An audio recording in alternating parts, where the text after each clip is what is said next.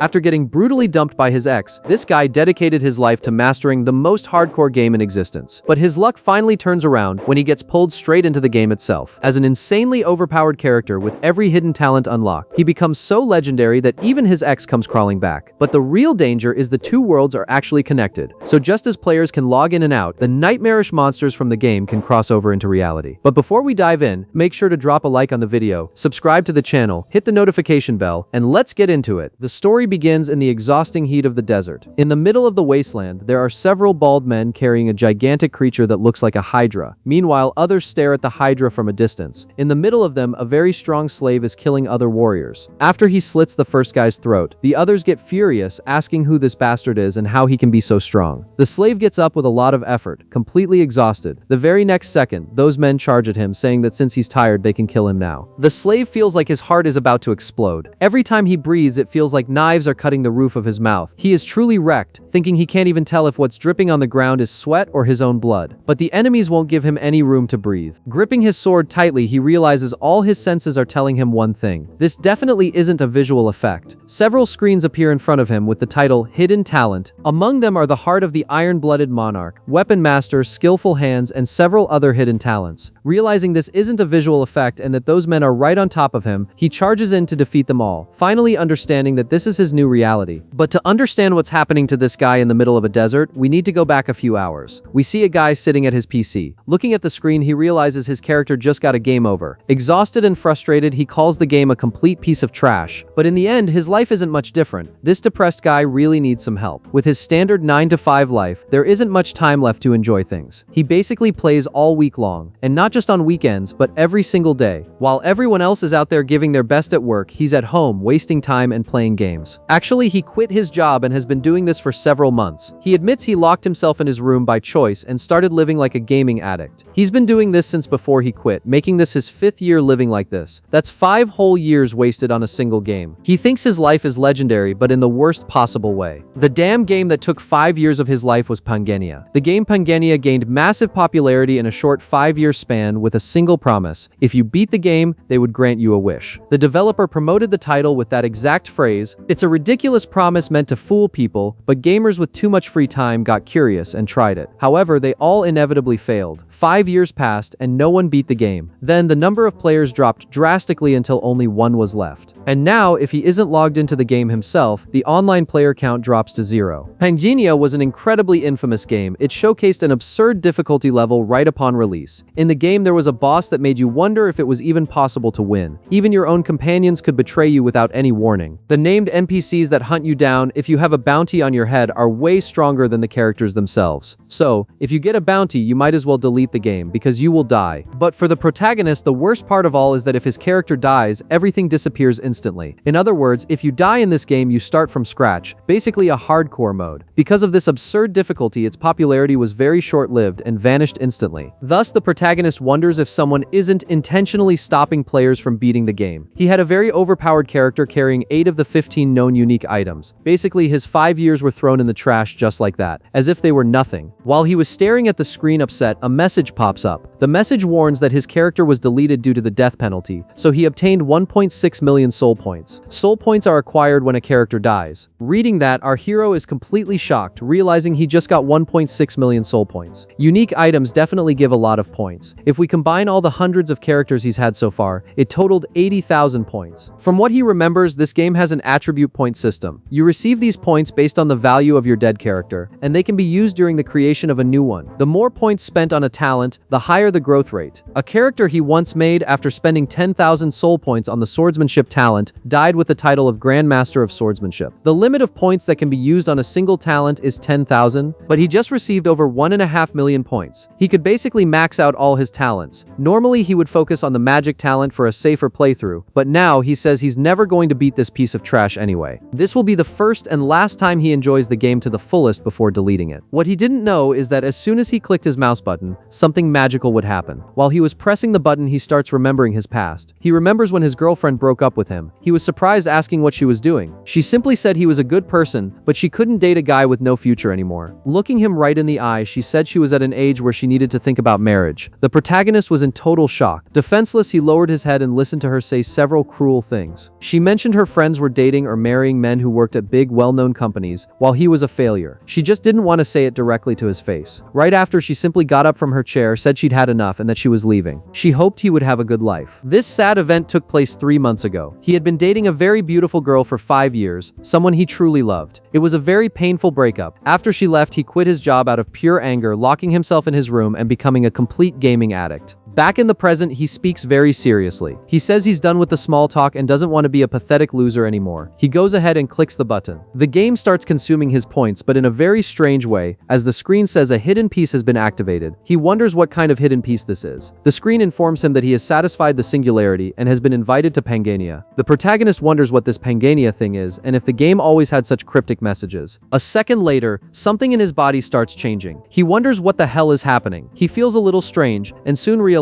he's feeling immense pressure, a pressure from a being that is definitely not from this world. The voice speaks directly to him, saying that all the worlds he created were reduced to ashes. While listening to the voice, he starts feeling really sick. With a massive headache, he wonders what is going on and why there is a voice in his head. That voice messed with his neurons and made him pass out. He passed out just in time to miss the final message on the screen. The message said that the being brighter than light and darker than darkness wanders through creation and destruction, wishing for him to find happiness in Pangania. Shortly after, he opens his eyes, only to see a scene he never imagined in his life. He's being whipped by a man who warns that if he falls again, he'll be fed to the Hydrogen. Hearing that word Hydrogen, he wonders what that is about. As soon as he gets up and looks ahead, he sees several slaves being whipped. Further ahead, he is very surprised to see the Hydrogen itself. On his back, he takes another whip strike. The man orders him to walk faster, calling him too slow unless he wants to die. The protagonist gets up and starts walking with the others. In the middle of the crowd, he wonders if the Hydrogen is the same one he recognizes from the game. Looking from side to side, the place looks familiar. He activates his status window. A window pops up in front of him, startling him. Suspicious, he realizes his attributes are all at level 12. He has an enormous amount of talents. Just from hidden talents alone, he has 13 of the absolute best ones. That's when he finally realized he was inside Pangania. It's all real. He has his very own status window. He's puzzled, wondering why all his attributes are at 12, since they only range from 1 to 10 depending on how many points are spent. He doesn't know how this is possible, and having 13 hidden talents is completely broken. While he was thinking about this, a massive earthquake started. Everyone wondered what was happening. Up ahead, the boss of those men was completely terrified. There was an entire army heading their way. He realized it was the Desert Queen's army. They wanted to break the non-aggression pact and attack, so they needed to prepare for battle. Riding on top of that multi-headed creature was a very stylish girl. Our hero recognizes her as the Snake Princess. He definitely recognizes her from somewhere. At that moment, to his surprise, the status screen warns that the main quest has been activated. Main quest number 1, survive. The rewards will vary depending on the outcome, and failing the quest means death in the game and in his physical body at the same time. He's in shock, realizing he can actually die, as shortly after he sees a rain of arrows heading his way. The massacre begins right before his eyes. As a normal human being, he would be in complete shock, but at that moment his hidden talent is activated, the Heart of the Iron-Blooded Monarch. This hidden trait is a linked talent that only appears when all physical talents are maxed out. It prevents exhaustion and reduces the chances of being caught off guard, while also allowing him to quickly grasp the situation. Looking to the side, he sees the keys and a sword on the ground. He realizes that if he stays like this, he will definitely die, so he needs to move to survive. While he crouched down to take off the shackles, an enemy ran toward him, ready to kill him. When the man was about to attack, our boy grabbed the sword and struck him down like it was nothing. First, he blocked the strike, and then he sliced him in half, and that's when another hidden trait was activated, the so-called Weapon Master, which clearly left him very impressed.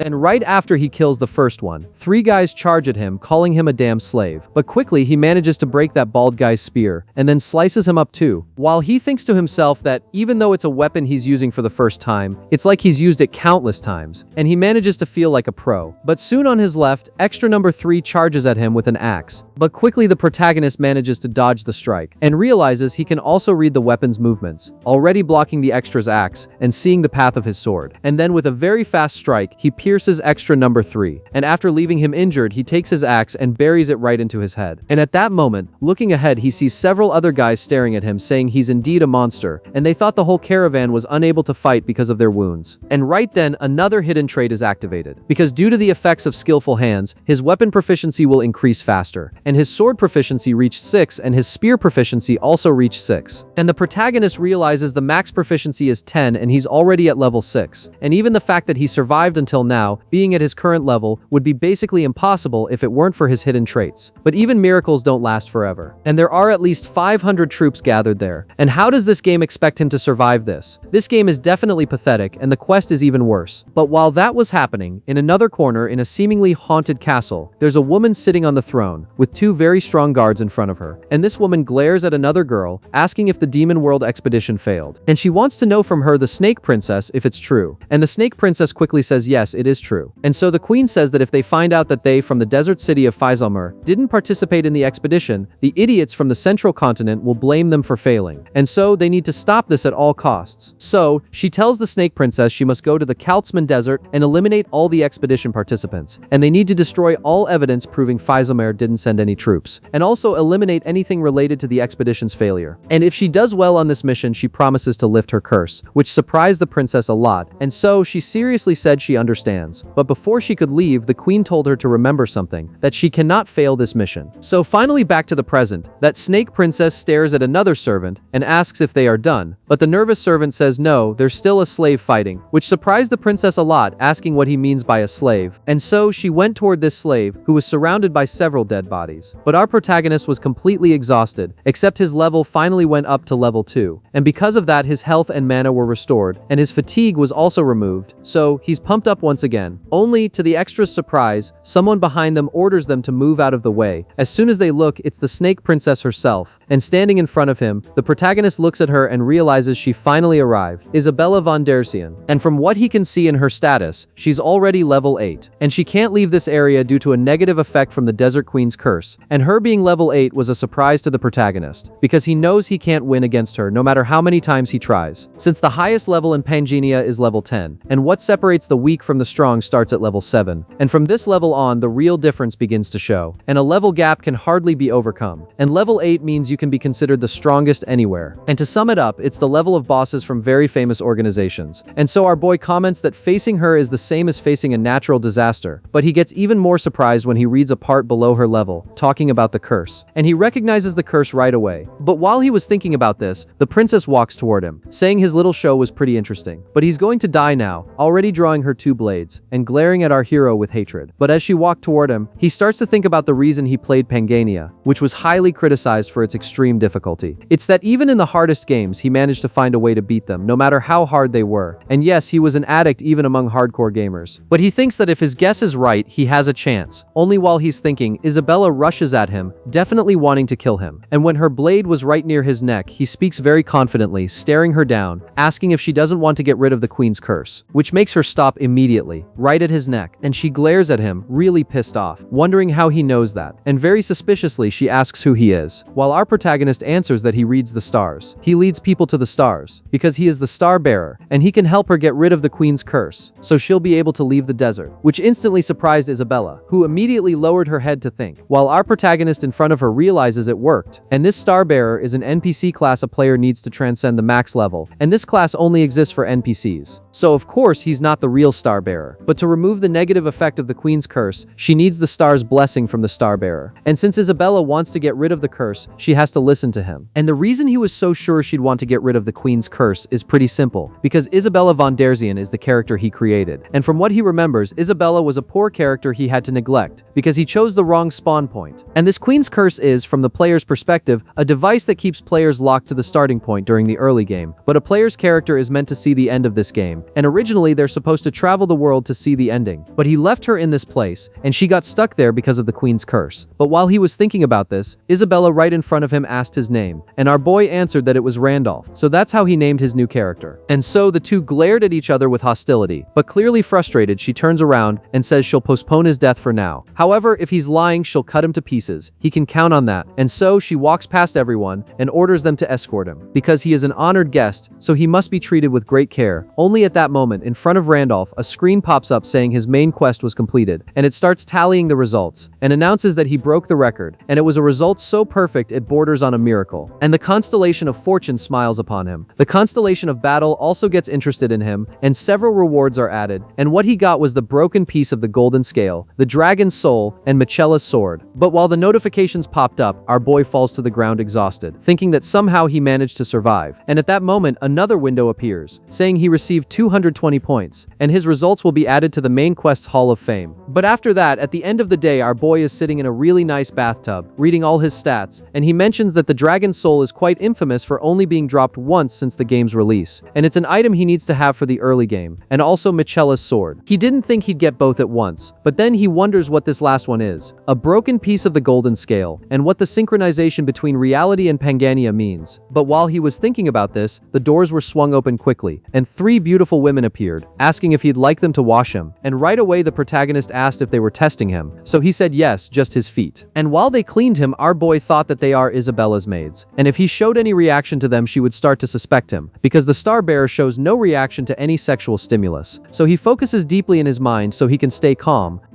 and don't lose your composure, but as soon as he opens his eyes he sees the girl's huge cleavage, so quickly he activates the status window to block that view. And it talks about Pangania's collapse rate, up 7 points to 66%, and with the collapse approaching, the boundary between reality and Pangania starts to shatter. Only Randolph is confused, wondering what that means. But right on the other side, another window appears, talking about the Hall of Fame, and in first place clearly is Randolph with 220 points. In second, Gracia with 195, and in third he sees Minchoko is Yummy, in fourth, Obsidian, and fifth, Massacre. And it says that by entering the ranking in Survive, he unlocked the logout function. And while he was really confused by this, one of the girls noticed something weird and asked what was happening. Meanwhile, our protagonist was completely shocked, thinking this was impossible, and these characters Gracia, Minchoko is Yummy, are 2 people he used to play with, and he thought they had given up on the game since they had disappeared after a certain point. But apparently they were summoned to this world just like him. And besides that, he unlocked the logout function, so he realizes he can get out of there, and he can leave this damn game. So finally he asks the 3 girls to leave, because he needs to speak with the stars. Only they, clearly reluctant, say that the Snake Princess wanted them to treat him well, but he argued that if he didn't communicate with the stars in time, he would lose his powers, and they could ask the princess if she would want that. And finally, when they were leaving, our boy asked them to let the princess know he'd come see her as soon as the communication ended. So finally, after they left, our boy commented that he was scared of being stuck in this place forever. But apparently there is a way out, and now he's never going back there again. And he says goodbye to this damn game, pressing the log out button. And soon the system told him to leave his character in a safe spot, because if his character dies, he dies in real life. So finally he is logged out, and went back to his room, except outside his house was total chaos. And several people were running for their lives, with some weird beings attacking them, and it was a creature that looked a lot like a giant praying mantis. And right there from his room on his phone, he got a disaster alert, and as soon as he poked his head out the window, he realized what was happening, with a gigantic monster passing by his house, which immediately noticed him and attacked him on the spot. And our boy, extremely scared, is super confused, wondering why there are monsters from Pangania in the real world. But right beside him, in his pocket, is the 3rd item he won, the broken piece of the golden scale.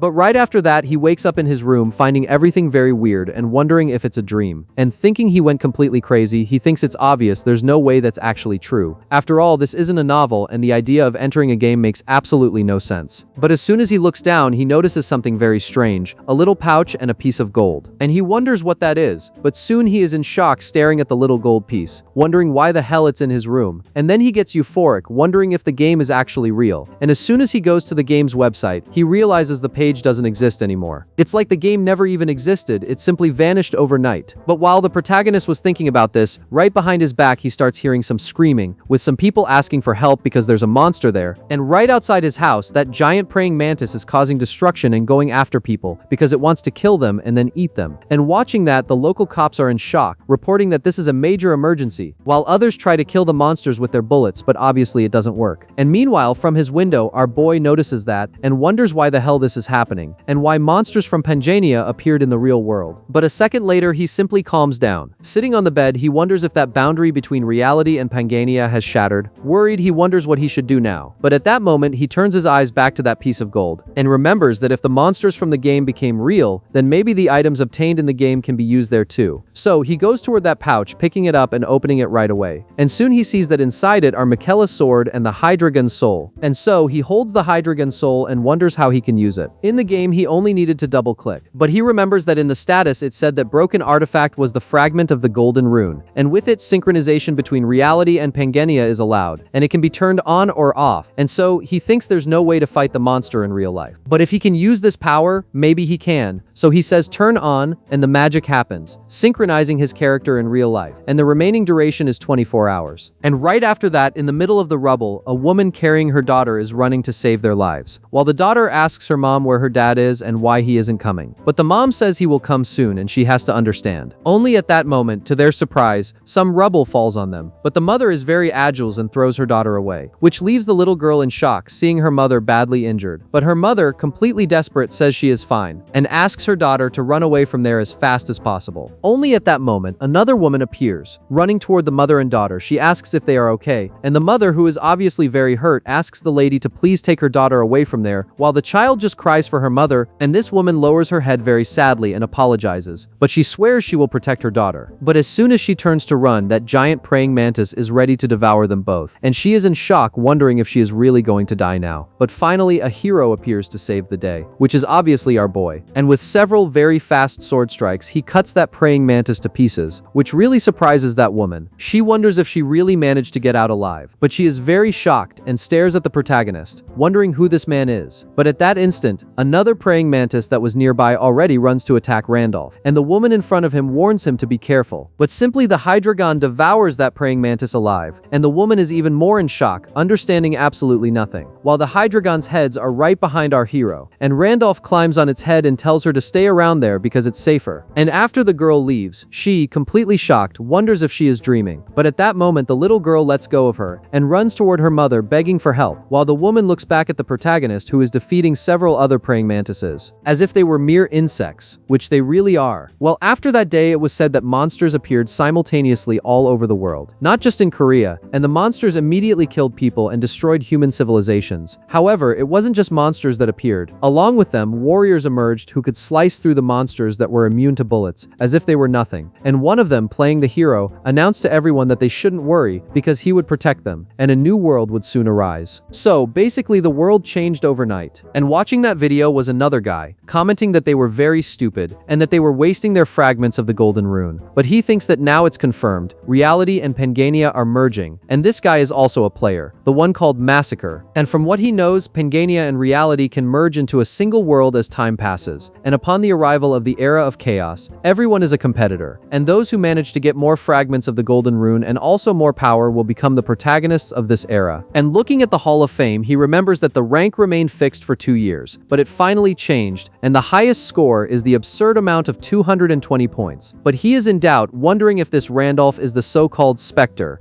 And from what he remembers, the Spectre was also known as the Ghost. Since no one knew his name, everyone referred to him by these two nicknames, and he was the first person to form an NPC caravan called the Demon Realm Expedition, and the only one to get very close to the game's true ending. And even though it ended in complete failure, he is undeniably the #1 player. And since the strongest character he owned would be summoned after death, he must have been summoned in Pangania the moment the expedition failed. And even if the appearance and equipment were reset, the talents of previous characters are kept. So because of that, he knows why he got such a high score. But while this Massacre thought of a plan to go after the protagonist, our boy peacefully returned to the game world, resting in his bathtub. While he thought that monsters actually appeared in that world, as well as players who were summoned, and he will take the forms of his characters. The situation is getting clearer and clearer. On his last character, he almost reached the end of the game with the Demon Realm Expedition, but the mercenary NPCs that were hired messed up the process, and even the friendly NPCs who were his companions. And no matter what possibilities he considers, their interference was always beyond his expectations. But what if all those variables that interfered were summoned players just like him, players who didn't want the ending to be reached, or players who considered him their rival? So basically he can think that people were targeting him the whole time, and that still might be the case. And if the boundary between reality and Pangania collapsed, he can't just hide after logging out. To ensure his safety in both worlds, he needs to get stronger as fast as possible, and that's why he is there. He already opens the door and runs right into the Snake Princess. She asks if he finished his communication with the stars, and our boy says of course he did, and that he came to keep his promise to her. And she, very excited, says that's great. But Randolph says he has a condition. She orders the girls out of the room and asks what the condition would be. And to her surprise, our boy says he wants her to take him to the sanctuary. And she, shocked, asks if he's crazy, while our boy knows the second main quest is to get a class, and the class he wants can only be gotten there. And so he tells her that in that place resides a star.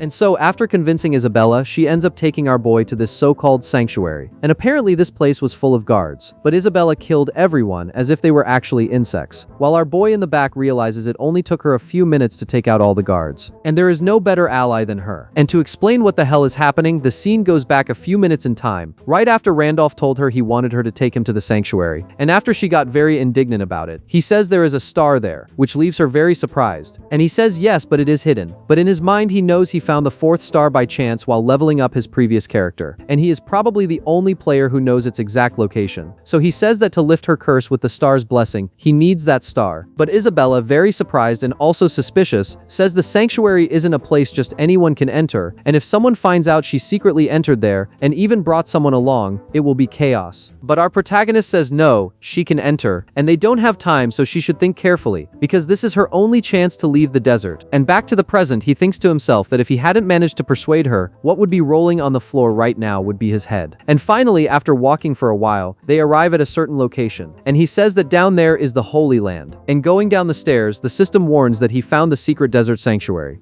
and activated the side quest, Explore the Sanctuary, and the rewards will be based on his exploration. But the system also gives him a warning stating he doesn't meet the recommended level, which is 8, and warns that this area is infested with poison and demonic energy. But Randolph knows that if it weren't for his hidden trait, he never would have been able to enter there. And under normal circumstances, a level 2 beginner could never step foot in there. And if he sends Isabella ahead and just completes the sanctuary exploration side quest, the rewards should be really good. But what matters right now isn't the quest, because that's where he is going to get his class, with main quest number 2 popping up, titled Get a Class, and the system warns that this quest will end as soon as he gets the class, and the reward will vary depending on the class he obtains. And reading this, the protagonist gets very excited, thinking that this time he will get that class. Only at that moment, the two stop in front of a cliff, while Isabella just smiles and says it looks like they took the wrong path. But he stops her right away, asking where she is going, while she explains that this bridge in front of them is clearly a trap, and the chains are designed to throw anyone who crosses down below. But while she was talking, our boy interrupts her and asks if she by any chance is scared, which makes her really pissed off right away. And she asks what he means by scared, and what the hell is that? And just so he knows, she is called the Snake Princess. But our boy says no. He tells her not to be so shy, and she says no, she isn't either. And she keeps talking a bunch of nonsense, but he tells her to stop right away, and says if that's all she can get on his back, which makes her even more nervous, asking how he dares to say that to the Snake Princess. But he, not caring about any of it, says if she doesn't want to get a cramp, she can get on now. And it's like he said before, they don't have much time, so he tells her to get on now, because when dawn breaks and the others see the dead guards, they will suspect her since she isn't at her house. And so, instead of wasting time because of fear, it's better for him to carry her on his back and run from there. And as soon as she gets on his back, very embarrassed, our boy tells her to hold on tight because he is going to start now simply dodging the pillars, which leaves her in shock, asking where he is going, and that is clearly the wrong direction since there is no path there. But not caring about anything, our boy jumps into the void, and so he activates his hidden trait, the mutant, which allows him to see what normal people can't see, which is basically an invisible staircase, and Isabella is completely surprised by this, wondering if there really is a path there, while our boy says of course, and that this is the true path, and Isabella, right behind him, is very surprised, wondering how he knows there's a path there, and even she, the second in command, didn't know about it. And in this sanctuary infested with poison and demonic energy, he has no trouble breathing, and there are a lot of weird things happening, even though he says he is just a star bearer. And our boy, feeling her suspicion, comments he didn't know the second in command of Faisalmare was so afraid of heights, and she points her finger and just tells him to shut up, while thinking he is really very weird for acting so confident in front of her. But it's very strange that this confidence isn't just out of pure strength, it's as if he is basically welcoming an old friend he hasn't seen in years. And very curiously, she asks him if they have met before, while our boy says they have never met in the same place, and she, very confused, wonders what he means by that, and he says that means he has already seen her but she has never seen him. And finally, after stepping on the last stair, a flash blinds them both, and they are automatically teleported to another place. And with his vision back, our boy realizes there is a domain barrier there, and it's a barrier conjured over the whole area, made only for those who followed the true path. And if his memory is correct, now they will have to fight. And right in front of them, several golems start to rise, ready to kill them, and Randolph knows that this time the guardians are golems, and judging by the size of the runes on their chests, they are definitely high-ranking, and at his current level, he clearly can't defeat them. So he asks Isabella very smilingly if her cramp has gotten better, and she just tells him to stop talking crap, just watch and shut his mouth. But at that moment, the two golems charge at them, and one of them is ready to deliver a monstrous strike to both of them. And as he attacks, Isabella stands still but then gives a confident little smile, landing a punch right along with the golem's punch, breaking its arm like it was nothing, and saying in a very epic pose that she is going to end him now. And she easily hops across the golem's broken pieces, running toward its core. And getting there, she slices the golem in half, while the protagonist, watching everything, realizes this character specializes in assassination and is absurdly strong. And well, he created this character himself, and she is completely broken, destroying the golems like it was nothing. And soon our boy recognizes that, so this is the strength of a level 8. And meanwhile, a status screen pops up for Randolph, warning him he can acquire the Golem Maker class, which surprises our boy, realizing the system is recognizing Isabella's skills as if they were his own. But he knows that in Pangania, summoner-type classes are very rare, so Golem Maker is a good class, and in terms of rank, it's at least high tier. But that's not the class he wants, so he declines it immediately, because the one that can give him the class he really wants is something completely different.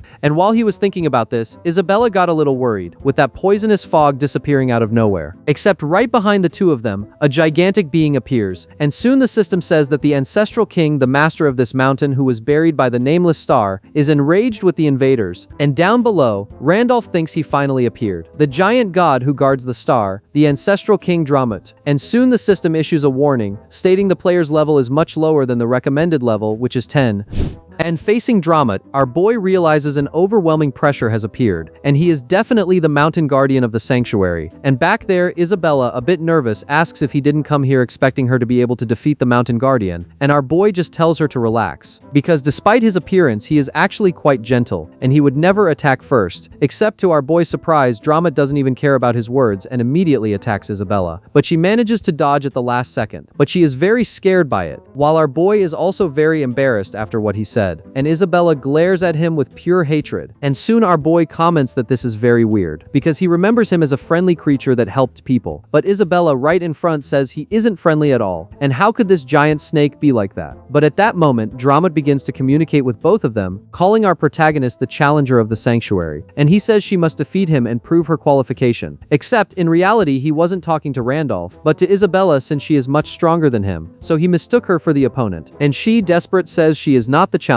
but Dramut says she defeated the Sentinels from before, and questions if she really wants to deny her intention now, which makes her very nervous, and so Dramut attacks with his tail again, and says that if she cannot prove herself, she won't leave there alive, and Isabella starts running in fear, repeatedly saying she is not the challenger, and just tells Randolph to hurry up and do what he came there to do. While our boy himself is a bit confused, because when he passed through this place before, he doesn't remember defeating Dramut, and he wonders if something has changed. Only at that moment he realizes what happened. The ancestral king Dramut, the mountain guardian who guards the star, is a giant god with a colossal body, and according to Dramut's lore, he is an enchanted beast whose body grew and gained the wisdom of the star's spiritual energy. And with his last character, he cleared this place when he was using Wilhelm, a level 10 character with 5 transcendent rank stars, and when he came to the sanctuary as Wilhelm, Dramut obediently guided him to the star, and the reason is simple, because he was qualified. So, in short, if you are weaker than him, he attacks you, and back then he was absurdly strong, so he realizes that maybe things will get a little complicated now. But finally he has a good idea, and looking to the side he notices Isabella isn't having a very good time. Panting, he realizes the situation is terrible, and because of the sanctuary's poison, her body isn't moving right, and if that thing steps on her, she will definitely die. But as the tail approached her, our boy yells for Dramut to stop right now, and at that moment the snake stops and stares right at our protagonist, asking how he knows his true name. And Randolph answers very confidently. He says his master has returned. Wilhelm is back, and so the snake moves toward him and asks if he is really Wilhelm, except right after, the creature starts laughing hard at him, and says he didn't even prepare himself to receive the star, and he is even weaker than his sentinels, and how the hell could he be Wilhelm? So he demands that he listen. Wilhelm was a powerful human, a perfect transcendent worthy of being his master, however he failed the Demon Realm expedition, and all his stars fell, which means he met a definitive death, and even if he had vanished, such an inferior creature has no right to speak his master's name, and he lunges at Randolph to devour him. But before he could be swallowed, he orders the creature to honor the contract they made, which makes Dramut stop instantly, and he asks how the boy knows about the existence of his contract with Wilhelm, since no one should know about that, but of course our protagonist remembers it, because the contract states that the the one who obtains the mountain star, buried by the star, will learn the true name of the mountain guardian, and will become the new master of the place, and the guardian obeys his master's commands. The contents of the contract cannot be revealed to anyone, and if revealed, the one who breaks the agreement will die because of the curse. And our boy knows he only said that because he remembered the game's lore. Fortunately, the game's rules still apply there, and it is as expected. Since this body belongs to Randolph, the curse doesn't affect him. And soon Dramat, very curious, asks who this creature is and how he knows these things. And our hero says that if he wants to know who he is, he must guide him to the star so he can prove himself. But Dramat says the star will show no mercy to someone without qualifications, and he will catch fire as soon as he approaches it. But our boy, confident, says that might happen. But he asks if by any chance the creature is afraid the star will recognize him as its master,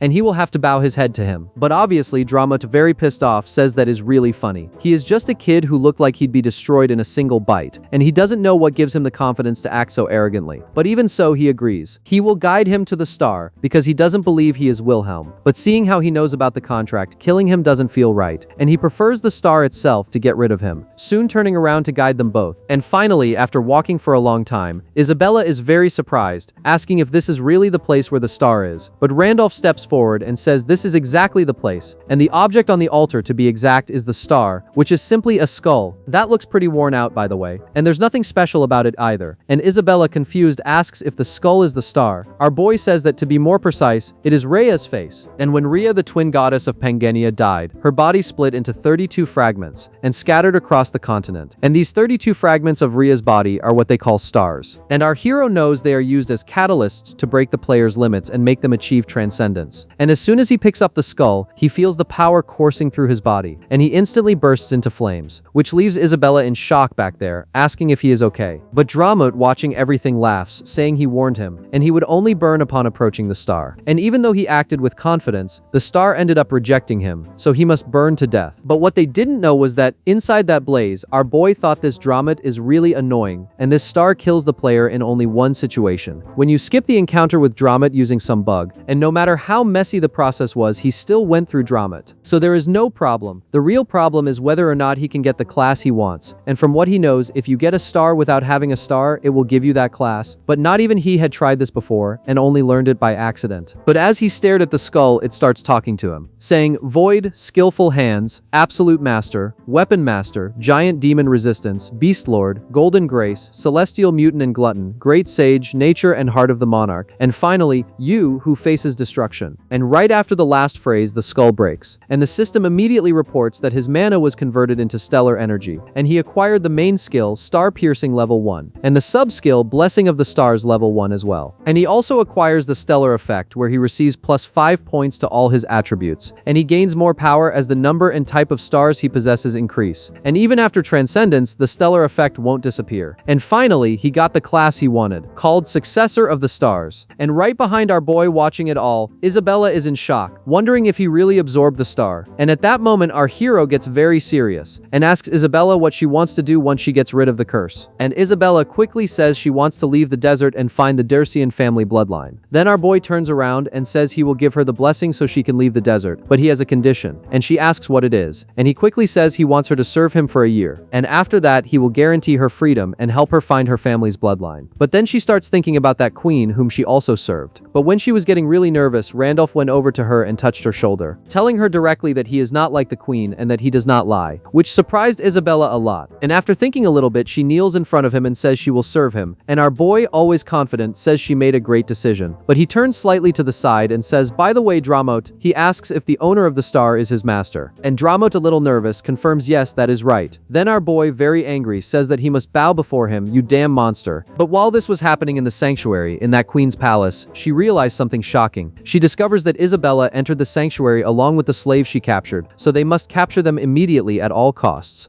And after he does that with Dramat, the scene goes back to South Korea. In a cafe called Angel Us Coffee, two guys who seem to be twins ask a girl if this Randolph is really Phantom. Thinking about it, they are almost sure of it. Even ignoring the first main quest, getting a higher class score than the player Gracia is impossible, unless the person knows the game inside out. The blue-haired twin comments that the veteran player Phantom, who has been playing for 5 years and is also known as Phantom, has finally appeared, and this will surely cause a massive uproar. The twin on the right asks if they can contact him before anyone else does. The girl in front of them questions how they would do that since they searched for 5 years and never found around him. One of them comments that it's because until now Phantom hadn't become a real player. But now that he is truly active, there must be a way to find him. The other suggests they should try to fish for something. Since the secret auction was opened as a reward for completing the second main quest, Phantom is definitely going to use it. The girl agrees, saying he will need a lot of items if he wants to place first in the third main quest, so she thinks about this fishing idea. From what they know, the secret auction is where players trade items. The tactic is to post a high-quality item for a low price, and then use a talisman skill to place a tracker on the buyer. Rookie players who don't know this often buy the cheap item at the auction, and then they are tracked, robbed, or even killed. But one of the twins says Phantom would never fall for that, because it's a very obvious trick. If he is the real Phantom, he definitely knows every talisman option in the game. But the girl starts shaking and insists he might fall into the trap. She gets extremely excited, remembering he failed last time, but still managed to start the grand expedition. She thinks that if he sees a very good and cheap item at the auction, he might rush to buy it. She warns that if they want to challenge him, they can go ahead, but they should be prepared to be killed, because that is the Phantom she knows. As she was saying a bunch of very weird things, the twins quickly call the cops, reporting a stalker. While those three were talking about Phantom, in another location, another player started reading the Hall of Fame. The panel announces that the rights to Main Quest 2 for the player Massacre have been revoked, and his participation in the auction has been cancelled. But, looking at the Hall of Fame again, he notices Randolph now has 230 points. He wonders what kind of class would give that many points. It seems Massacre won't be able to use the secret auction for a while. Not that it matters, because he believes he can kill the others easily. And as long as he kills anyone at the top of the ranking, he can climb back up his own rank. Right after that, the scene goes back to the world of Pangania. The side quest pops up for Randolph, titled Sanctuary Exploration, and the exploration rate hit an incredible 100%. It's an unbelievable percentage, even seeing it with his own eyes. He was the first to clear the desert sanctuary, acquiring the Sanctuary Conqueror achievement. Our boy thinks that was really unexpected, and the trip wasn't as uncomfortable as he thought. He knows he can now escape the sanctuary and finish the quest, killing two birds with one stone. Only, at that moment, to Randolph's surprise, he received accumulated experience, and his level went up. He is happy, thinking he finally reached level 3. Leveling up is much slower compared to normal characters. The more talents he has, the more experience he'll need. The amount of experience he needs is probably 10 times higher than normal. But his attributes increase a lot more because of that, so he can't complain. Anyway, the level doesn't matter that much right now, because the items he got as a reward from the main quest are much more important. They were two extremely rare items for his current level, and one of them was the Cloak of Shadows. When its effect is activated, the cloak makes the wearer invisible. It's basically a free stealth skill. While they were escaping the sanctuary, Dramat noticed something and saw they were enemies. The Guardian warned his master that he detected intruders in the sanctuary, which surprises our boy. Right next to him, Isabella says it's probably the Queen's pursuit squad. Our hero replies that they stayed in the sanctuary for a long time, so that was to be expected. Isabella asks what he is going to do. The Queen herself wouldn't come, but the squad would have considerable strength. And, even with the Mountain Guardian, she doubts they can handle them all like that. But our boy looks at her calmly and says Dramat is the Guardian, so why would they need to fight? Isabella, surprised, agrees that's exactly it. Our hero gets off the massive serpent and says he is counting on him, leaving Dramat alone to handle all the work. A little away from the battle, the sanctuary begins to shake. Isabella, right behind him, asks if it's going to be okay for them to just leave like that. The boy reminds her she herself said the Queen wouldn't come, so it'll be fine. There's no way the entire pursuit squad has arrived yet. It's probably just an advance unit. If they stay there until the main force arrives, the enemies will surely surround the whole sanctuary, and the two of them will have no chance to escape. Those guys are after them anyway, so he is getting out of there as fast as possible. Isabella mentions she almost misunderstood, because she thought he was abandoning Dramat for being useless. The boy explains the Mountain Guardian cannot leave the sanctuary, so only they can escape. He knows he needs to get out of there and use the gate at the end of the desert. Since he just lifted Isabella's curse with the blessing of the stars, there will be no problem using the gate. The real problem is that the portal needs time to activate. After running a lot, they finally arrive at the portal. Isabella, a bit nervous, starts to speak, but the boy interrupts her, confirming that once they pass through that area, they'll be out of the desert. However, the portal needs time to activate, and when Isabella asks how much time, the boy answers it's about 12 hours. As she can see, it's not a suitable place to hide in that desert. Ideally, the whole squad would go straight to the sanctuary, but it's more likely they'll try to track them. However, Dramat is delaying the enemies, and by the time they realize the two escaped, they'll have bought some time. With this free time, he warns he needs to communicate with the stars. Actually, he thinks he needs to check what's going on in real life because he can't stay in the game forever. He asks Isabella if he can trust her, which leaves her quite surprised. Quickly, she draws her daggers and says she will protect him.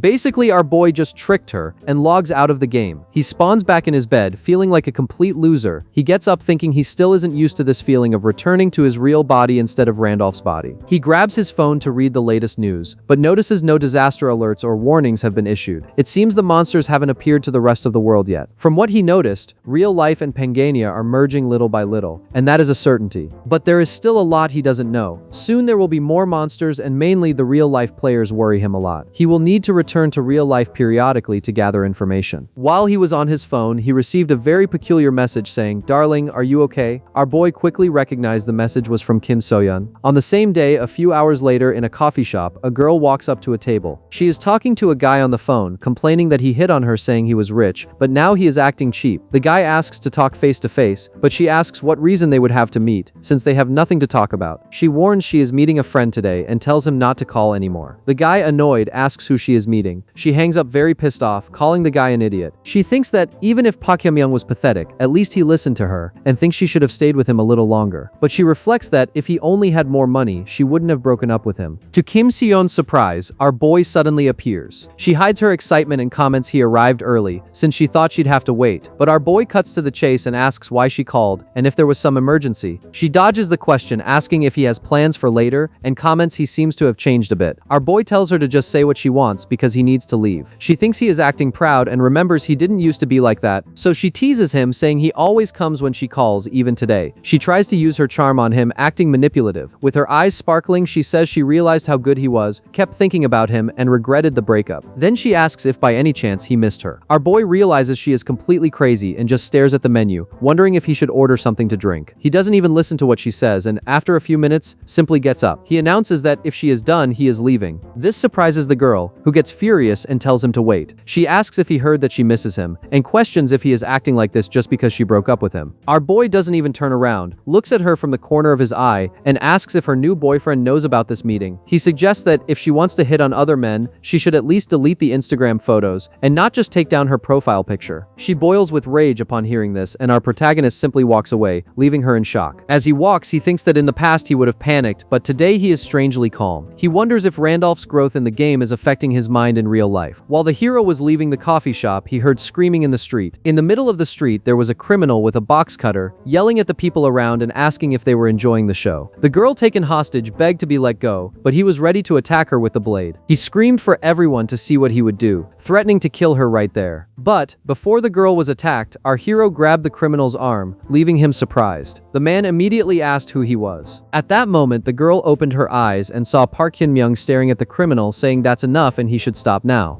And after he grabs this guy's arm, the criminal asks why he's meddling and orders him to let go. But our protagonist goes ahead and squeezes his wrist even harder, making the guy very scared and warning him he's going to break it. Our hero thinks that even without using any fragment of his broken golden rune, he feels like he could simply break the guy's wrist, and apparently it wasn't an illusion. His real body has definitely changed, so he easily throws the guy away and walks toward the girl. The girl, very emotional, looks at him and says that thanks to him she is alive, and she doesn't even know how to thank him. But our boy starts staring at her a bit suspiciously, and she asks why he's looking at her like that. Meanwhile, Hyun-myung wonders if the reason she looks familiar is because they had met before, and apparently it's true, she is the woman from that time. Surprised, she asks if he wants to say something, but he says no, that she just looks like someone he knows. However, while they were talking calmly, that completely out of control extra charges at Hyun-myung. The girl gets very scared and tells him to look behind him. But, easily, he turns around and the guy hits the air. At that moment, the boy grabs him by the head and slams him into the ground. This leaves the girl very surprised, because the protagonist didn't look strong, but apparently he is, and very much so. After a few minutes, the police finally show up, except the two cops say he needs to go to the station to give a statement, which surprises Hyun-myung. At that moment, the girl steps forward and tells them to wait a minute, because he was just trying to help her, and she was the one who reported the stalker case. But the cops say that even so, that was an act of violence, so he needs to come with them. The girl gets indignant and questions how that could be an act of violence, since the man had a knife, and asks if they think he should have just stood there and watched. In the back, our boy, looking really tired, comments that seriously, he doesn't have time for this. But the officer repeats that he cannot disobey the law. But, at that moment, the girl introduces herself as Kim Hana, a reporter from the CK broadcasting station. She says that instead of bothering an innocent person, they should talk to the real victim, or if they'd prefer this case to go public. This really surprises the officers, who look at each other immediately. Soon the people around start recognizing her. They wonder if she isn't that woman who saved a child from a monster on YouTube, and they remember she was on TV too. And from what they recall, her name was Kim Hana, so it's definitely her. After thinking for a bit, the officers admit they are wrong and that the victim should accompany them. Before leaving, she thanks our boy. Hyomyoung says she doesn't need to thank him, but she goes up to him and hands him her card. She explains she's a reporter dedicated to covering stories about the Dimensional Warriors. Hyomyoung, surprised, asks what Dimensional Warriors are. She asks if he doesn't know about it, and explains they are the people who appeared on the same day as the monsters, and who defeated them. That's why people call them Dimensional Warriors. Soon our hero realizes that these so-called Dimensional Warriors are basically the players. Unexpectedly, almost no one talks about Pangania directly. He thinks the idea of an interdimensional attack seems easier to believe than a game turning into reality. But while the two were talking, the protagonist's ex-girlfriend comes running toward him. She asks Hyomyoung if he's okay, and already grabs him, worried if he got hurt. Hana asks if she is his girlfriend, but our boy denies it, saying she definitely isn't, and tells Hana he doesn't have a business card. So Hana asks if he'd like to give his number to her. The boy agrees right away. This leaves his ex in shock at Hyomyoung's attitude, because he really has changed. Hana takes down the number and says Park Hyomyoung is a very pretty name. She asks him to text her the next day so they could get coffee or dinner on her. The protagonist says he won't decline. Watching all of this from the corner, his ex is completely indignant. She wonders how he could do that to her, since the Park Hyomyoung she knew was just a nobody, a pathetic piece of trash. But after walking through the city for a while, Hana gets a call from the broadcasting station. The person asks if she is having a good weekend. The guy on the phone explains the executive director went on a business trip and left a task for her.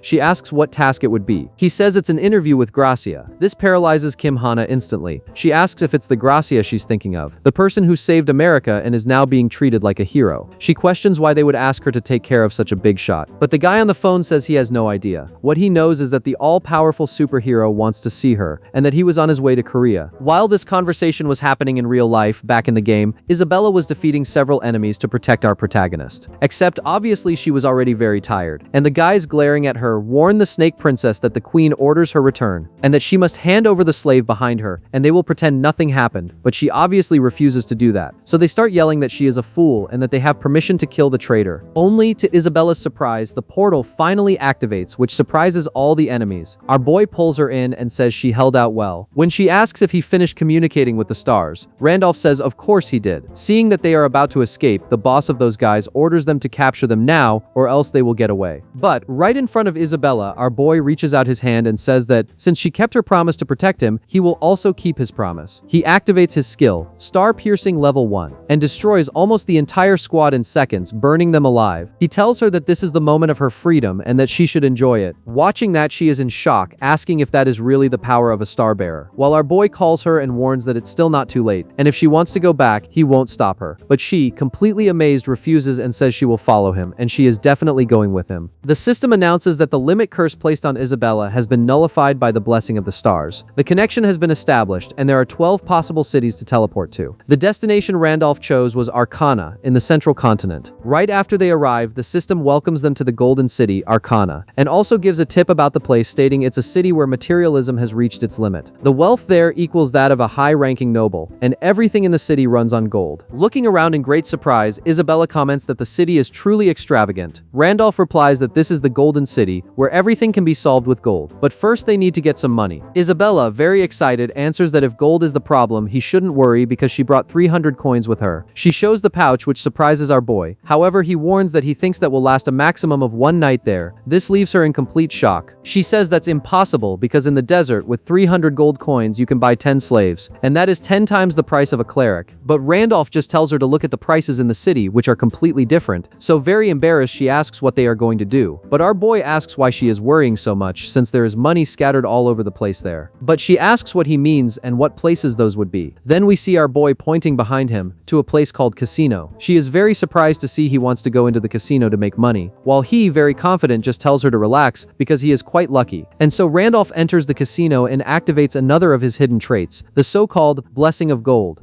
And this Golden City, Arcana, is also known by another name, the City of Pleasures. And in Pangania, every minor city operates as an independent monarchy. And there, in the City of Pleasures, there is only one law where money decides everything. The place where all the wealth is gathered is the Odissin Casino. And when they finally arrive to enter the casino, the security guard apologizes but says they cannot enter. Anyone with a deposit of less than 10,000 gold coins is not allowed to enter there. Very surprised, Isabella questions what he means by 10,000 gold. She goes goes to Randolph and asks why he didn't warn her they'd need to deposit money. She says she only has 100 gold left, after they took a bath and bought clothes. But our boy reassures her, saying it doesn't matter since they never had money anyway and the clothes were necessary. He states he has another way. Except right in front of them, the security guard warns that since they have no money, they must leave because they are disturbing the other customers. At that moment, our boy walks up to the security guard and says he doesn't have the deposit, but he can offer an item as collateral. As soon as the guy looks at the artifact, he is amazed, while Randolph states that should be more than enough. That pearl is the Fairy Queen's tear. Staring at the jewel, the security guard starts trembling with excitement. Immediately, everyone bows before them, saying they will be treated as VIP guests. This greatly surprises even Isabella. She goes to Randolph and asks what got into them. Our boy explains that the Fairy Queen's tear is a talisman. It was one of the rewards he received when they visited the sanctuary, and it is worth at least 1 million gold. Uncomfortable with this, she asks if he is really okay with handing over the item like that. Our boy guarantees it's fine, because it's just a deposit. As soon as he gets some money, he can pay to get it back. After a few hours and several rounds of casino games, everyone around the protagonist is completely in shock. Everyone says he is the god of gambling. In a short time, he managed to turn 1,250 gold into more than 1,400,000. And the amount just keeps going up. This surprised even Randolph himself, who thinks this is the expected power of the blessing of gold. When it comes to money, there is no better hidden trait. Isabella, right beside him, celebrates, saying they are rich, but our boy replies no, and that money is hers. Only right next to them, one of the employees approaches trembling. The employee warns that they will give him all the money he won, but now he is banned and will never be able to enter the Odison casino again. Our boy asks the reason for this decision. The man explains that every customer who copies his bets ends up winning more chips. This is becoming a serious problem, so he needs to leave. Soon he is surrounded by several security guards who politely ask him to leave the premises. Isabella gets very angry and glares at them threateningly, but Randolph quickly stops her. He says it's fine, he will leave, but first he needs to talk to the owner of that place. The manager warns that is not possible and asks him to leave quietly, but Randolph warns him not to get things wrong. He states that it's not him who wants to meet the casino boss. It is the boss who will want to meet him, and he orders the manager to go tell the boss right now, because he will understand. In an exclusive room, the casino owner stares intently at the pearl. He activates the hand of observation skill and begins to analyze the item. He is very hopeful that the artifact is real, but wonders who could possess something like that. The Fairy Queen's tear is carried only by the Fairy Queen's knights, and fairies rarely leave their realm. A fairy knight is so powerful that to kill just one, at least 3 level 10 individuals need to team up. This makes the item almost impossible to obtain. They searched everywhere, and he never imagined the item would come to him right in his own casino. While he was analyzing the talisman, on the other side of the door, the manager calls for Mr. Hudson. Hudson asks what happened. The manager explains that the man who left the talisman asked to meet with him, and that he sent word that Hudson would definitely want to meet him. This surprises Hudson immediately. With a little smile on his face, he orders the manager to bring him to the room because he will prepare some tea. After a few minutes, our boy is face to face with Hudson. Hudson realizes that is the man who used the fairy tear as collateral, and notes he doesn't look like someone very strong. So he starts the conversation, telling Randolph he heard he wanted to talk to him, and asks him to explain what he meant by that message. Our boy replies that the message was literal and has no other hidden motive. He knew Hudson would want to meet him, so he had the message delivered. He claims to know that Hudson needs the talisman that was left as collateral. This leaves Hudson in shock right away, but he tries to calm down and play it off, saying he just collects rare talismans. He admits the boy was right, and that he was about to call him to negotiate buying the pearl. Our boy warns that, if he offers a good price, he won't refuse the sale. Hudson thinks that's great and asks to talk about the price first. He asks what the boy thinks of 2 million gold, and says he should consider that a generous offer. Right next to Randolph, Isabella is very surprised by this. She can't believe he wants to pay 2 million for a single talisman. But, at that moment, our boy sets the price at 20 million gold. Hudson argues back, saying 20 million is enough to buy a mansion in downtown Arcana. He argues that no matter how rare it is, a talisman can only be used to reforge weapons, and asks if the boy really believes the item is worth that much. But our boy replies sharply, saying that to him it isn't, but to Hudson it is. Hudson insists, saying that not even he can pay that amount for a mere hobby. Our protagonist then delivers his final blow. He says that if it were just a hobby, Hudson would be right. But the Fairy Queen's tear isn't just a talisman to him. It is something he desperately needs to join the city council. This leaves Hudson extremely worried. Soon our boy explains that the minimum qualification to join the council is reaching level 10. However, a person must reach that level using their own strength. For someone like Hudson, who isn't from a combat class, that is is almost impossible. Therefore, he needs an item that removes equipment restrictions, which is exactly what the Fairy Queen's tier does. With it, Hudson will be able to use high-level equipment to make up for his lack of combat attributes. And the reason a merchant, a casino owner, wants to join the city council is only one: to be recognized by his fiance's family, the Knight Serengeti. This revelation leaves Hudson in a panic. Our boy stares at him very seriously, remembering Serengeti. She is the only daughter of Marquis Weiser, from the Balan Kingdom, known as the White Knight. She led 500 knights during the Demon Realm expedition by his side. In the end, she sacrificed her own legs fighting the Demon King to save Wilhelm's life. She was, quite simply, his right-hand woman. Back then, he considered her actions as nothing more than a dramatic event, because before coming to Pangania, all of that was just a game. However, after Wilhelm's death and being brought there, he realized the NPCs can act like players. He remembered Serengeti's last words. She said that if she didn't return from the expedition, she wanted him to please deliver a keepsake for her. That was how he got Serengeti's necklace. At the time, he wondered about the reason for that item. The description said it was a precious necklace containing a picture of Serengeti and a picture of her fiancé Hudson. At that moment, our boy, very curious, wondered if that was part of the game's original story. Based on everything he knew about the character, Serengeti didn't have a fiancé, so someone interfered with the character's predefined story. The reason the game accepted this so naturally was because Hudson was a player like him, someone who was assimilated into that world. Back in the room, Hudson says in shock that he never told that to anyone. He asks how the boy discovered his secret. Randolph thinks Hudson probably arrived in that world long before him, so he needs to extract as much information as possible about the real history and about the other players. He answers Hudson that he didn't discover the secret on his own, but that he heard it. The stars told him. Very nervous, Hudson quickly asks what he means by the stars. He wants to know what the boy is talking about and if he is claiming to be the star bearer. Our boy warns that he isn't asking Hudson to believe him, but that he can give Hudson what he wants. He reveals he doesn't need money, just for Hudson to accept a simple condition. Very nervous, Hudson asks what that condition is. Our boy orders him to tell the stars his true life story. He warns that he will decide whether to help Hudson or not after hearing him. However, the rule is clear. He can only tell the truth because the stars only favor the truth. Hudson asks if he really wants to hear his life story. On the other hand, our boy thinks proposing this was a difficult decision. A star bearer isn't a title normally found among NPCs. Revealing personal information can leave a player exposed to the hunters. These hunters are NPCs who specialize in tracking players in the world of Pangania. They consider players to be criminals and execute them as soon as they see them. Players have already died countless times at their hands. The only effective method to survive the hunters is extreme caution. Revealing personal information in Pangania is practically suicide, so most players hide their identities. But even knowing this risk, Randolph is sure Hudson will accept the offer. To Hudson, Serengeti isn't just a random NPC. She is much more than that. And indeed, Hudson starts looking at his fiance's picture and agrees to share his life story. He says he will start by talking about Serengeti, since most of the things he wants to achieve are intertwined with her. He says she was a brave knight who participated in the Demon Realm expedition, led by the 8 heroes. As soon as Randolph hears this, he is completely perplexed. He mentally asks himself what story he is talking about and what this 8 heroes thing means. It was Wilhelm who led that expedition. He questions Hudson directly about this. Hudson replies that Wilhelm was the most famous leader, but that the Demon Realm expedition was conducted jointly by all 8 heroes. He reveals there were heavy internal conflicts between them, which ended up leading to the expedition's total failure. At least that is how the story is told. Hearing this, our boy wonders about these so-called internal conflicts and tries to figure out where this version of the story came from. He asks if Hudson knows who the 8 heroes are. Hudson very seriously answers of course he knows. They are legendary people on the continent, and one of them is considered the strongest after Wilhelm, the hero named Gracia. At that moment, the scene cuts to the real world. A blonde boy stares at his phone, watching the news about the man who defeated several monsters while riding a dragon. The report was being presented by Kim Hana. Right behind the blonde boy, the agent appears and calls him Gracia. She announces she managed to set up an interview with Kim Hana, the Korean reporter he had mentioned. The boy just says thanks, but the agent apologizes and says she needs to ask something. She wants to know if he really needs to go to Korea in person. If he wanted, he could simply have the reporter brought there. The government prefers he stays in the United States in case of new monster attacks. But Gracia says no, he needs to go in person himself, because he has a strong feeling that the man in the video might be the friend he has been looking for.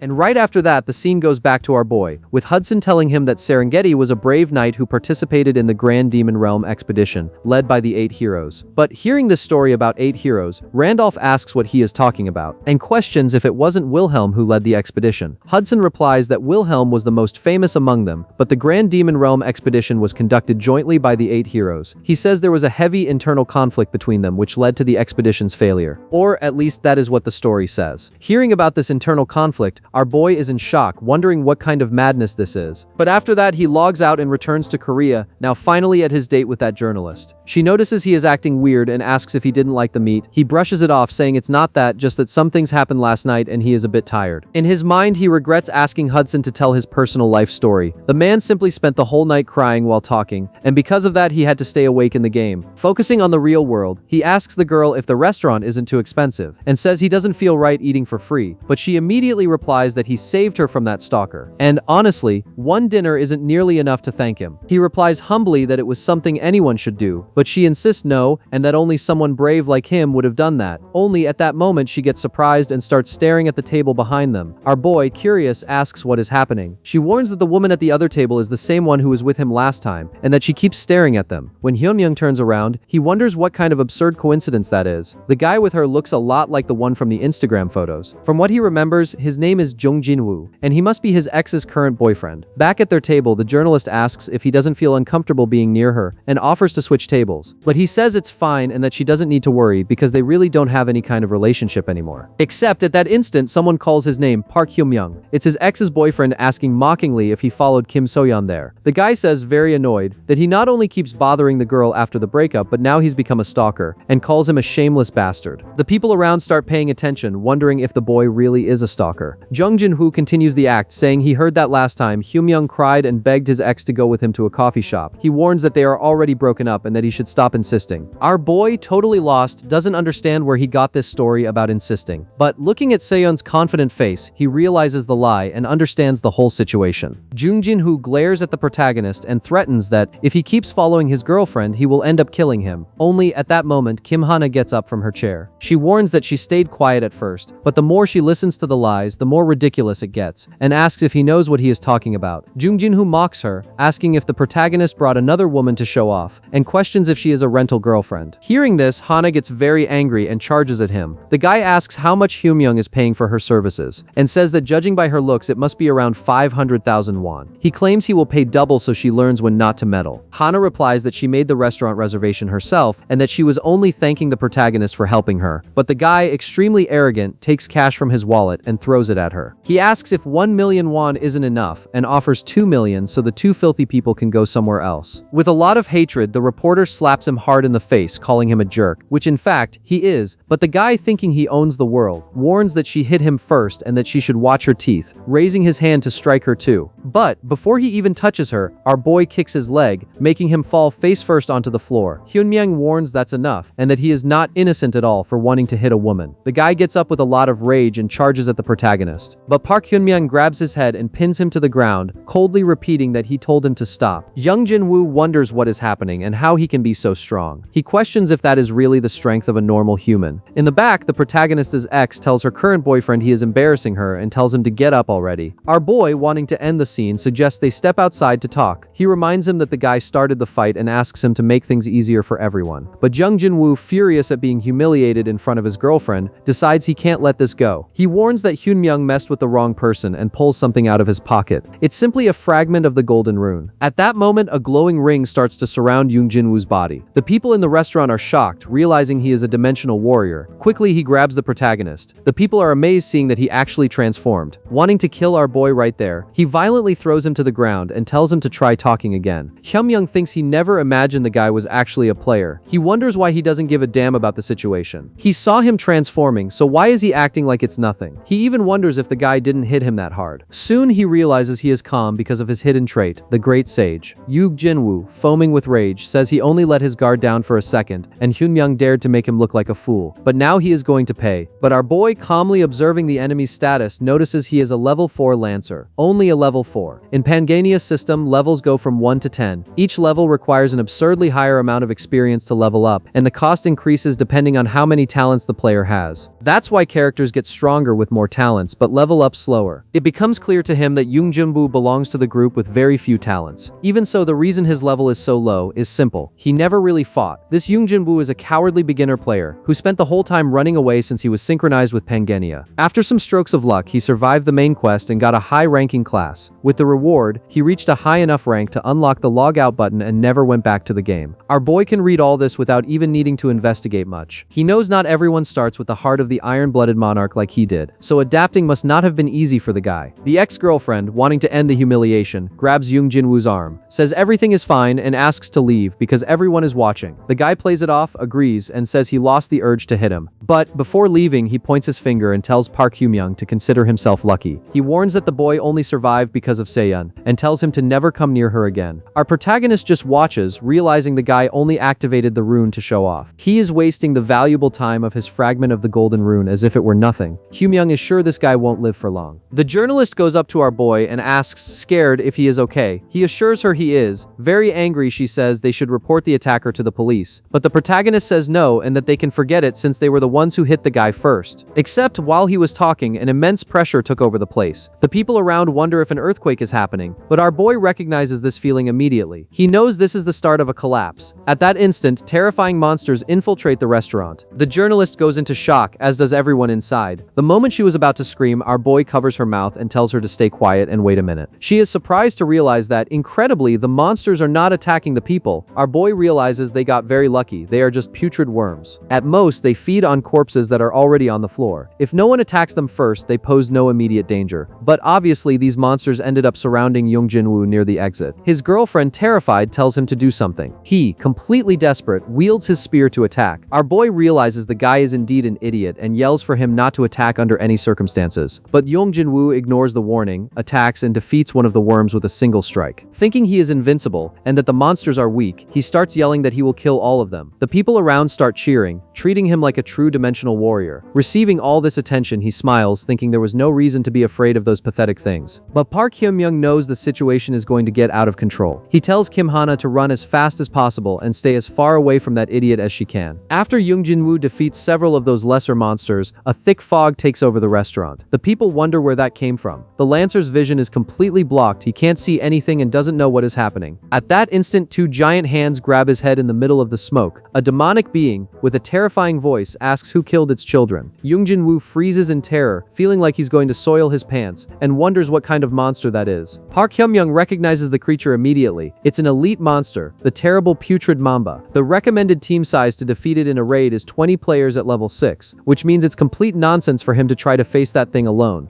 And the putrid mamba says he must kill them all. It is basically a psychic attack. And right behind Young Jinwoo, there is an extra wondering what is happening. Because of this fog, he can't see anything. But at that moment, Young Jinwoo appears in front of him with his shock spear. And instead of seeing a human, he sees a monster. Due to the putrid worm's blood, he received the hallucination debuff. Except, the moment he was about to kill that innocent extra, he gets his arms cut off. By whom? Clearly by Randolph, who appears just in time to prevent the tragedy. And this Young Jinwoo, who turned more or less into a monster from the hallucinations, has both of his arms severed. Our boy says he didn't want to meddle, but he crossed the line, so he can come at him because now he is going to destroy him. But at that moment, the fog shifts and the creature truly reveals itself. The monster starts laughing hard at our hero and says not bad for a human and that he looks very delicious. And this in fact is the putrid mamba, a red monster. Randolph just stares at it very seriously. In the middle of the fog somewhere else, Kim Hana asks where Park Hyun-myung is and what is happening in that direction. But back to the protagonist. He is fighting that monster. He thinks that thanks to the putrid mamba's fog blocking people's vision, he finally managed to transform. But just because he took Randolph's form doesn't mean he can beat that easily. If he didn't know the enemy's attack pattern, he would already be ground meat. The mamba starts saying he is very weird. His physical abilities clearly aren't that impressive, but he manages to dodge all of its attacks. He is moving as if he knew exactly every single strike, which clearly is the absolute truth. But when the monster watches our boy charging at it, it laughs, saying it's useless. Even so, Randolph cuts off its tentacles. He remembers the putrid mamba's next attack is clearly the blood explosion. Therefore, to protect himself, he grabs a table to use as a shield. He knows that if that blood touches him, he will receive a severe debuff. After he uses the table as a shield, the monster destroys it instantly, and our boy is almost hit by the tentacle. The monster mocks him, asking if he thought he could dodge that. It admits the boy is an incredible human being, with an impressive evasion skill. But in the end, if the boy's attacks can't reach it, what does it matter? He is definitely going to die. But Randolph tells the creature to relax a little, because he is going to shove his sword right into its forehead very soon. At that moment, he uses the Fairy Queen's Tear. He equips Hermes' boots. With the Fairy Queen's Tear, the usage requirements for Hermes' boots were drastically reduced. Thus, he can also use Michella's armor and Michella's helmet. He equips the entire Michella set, the Heavenly Dragon Seal. He thinks to himself it's a good thing he bought that item at the secret auction, but mentally apologizes to Hudson. He intended to avoid using the Fairy Queen's Tear unless he really needed to, but who would have thought he would actually need to use it so soon? Even so, he will keep the promise he made to him, no matter what happens. Then he charges full force at the monster. At that instant, one of the tentacles rushes toward him. Quickly he dodges the attack and charges again, only now his movements are much faster, and he appears right behind the Mamba. The monster, furious, calls him a bastard. Some disgusting spikes appear on the creature's back and are shot like bullets, but Randolph manages to destroy them easily while continuing to advance relentlessly. Except, at that instant, he takes a very strong blow right to the chest and is thrown far away, defending himself with his arms. At this critical moment, he activates the Michella set's skill, the Heavenly Dragon Seal. The Mamba realizes he still has a few tricks up his sleeve. It calls him a damn rat and shoots a stream of poisonous blood at him. Our boy knows this is the putrid Mamba's last attack pattern, which means that if he can withstand just this, he will be able to kill it. The creature warns he won't be able to dodge this, and that he must die now. But, to the monster's surprise, the synergy effect between the Heavenly Dragon Seal and the Agility skill is activated, revealing the powerful Gale skill. Facing that, the monster is in complete shock, not understanding how the boy is using the wind to blow all the poisonous fog away. Our hero knows the putrid Mamba has 4 attack patterns: dodge, blood explosion, spikes, and poisonous fog. After using all these patterns, the monster enters a state of confusion, but it's for a very short time. A confused putrid Mamba becomes unable to act, but as soon as the confusion ends, the next cycle begins with even better patterns, which means this is his only chance to win. He charges straight at it. That is when the monster screams, begging him to wait. Except, at that moment, Randolph's sword is driven with full force right into the creature's forehead. Our protagonist remembers what he had promised, that he would drive his sword into the monster's forehead and end its life.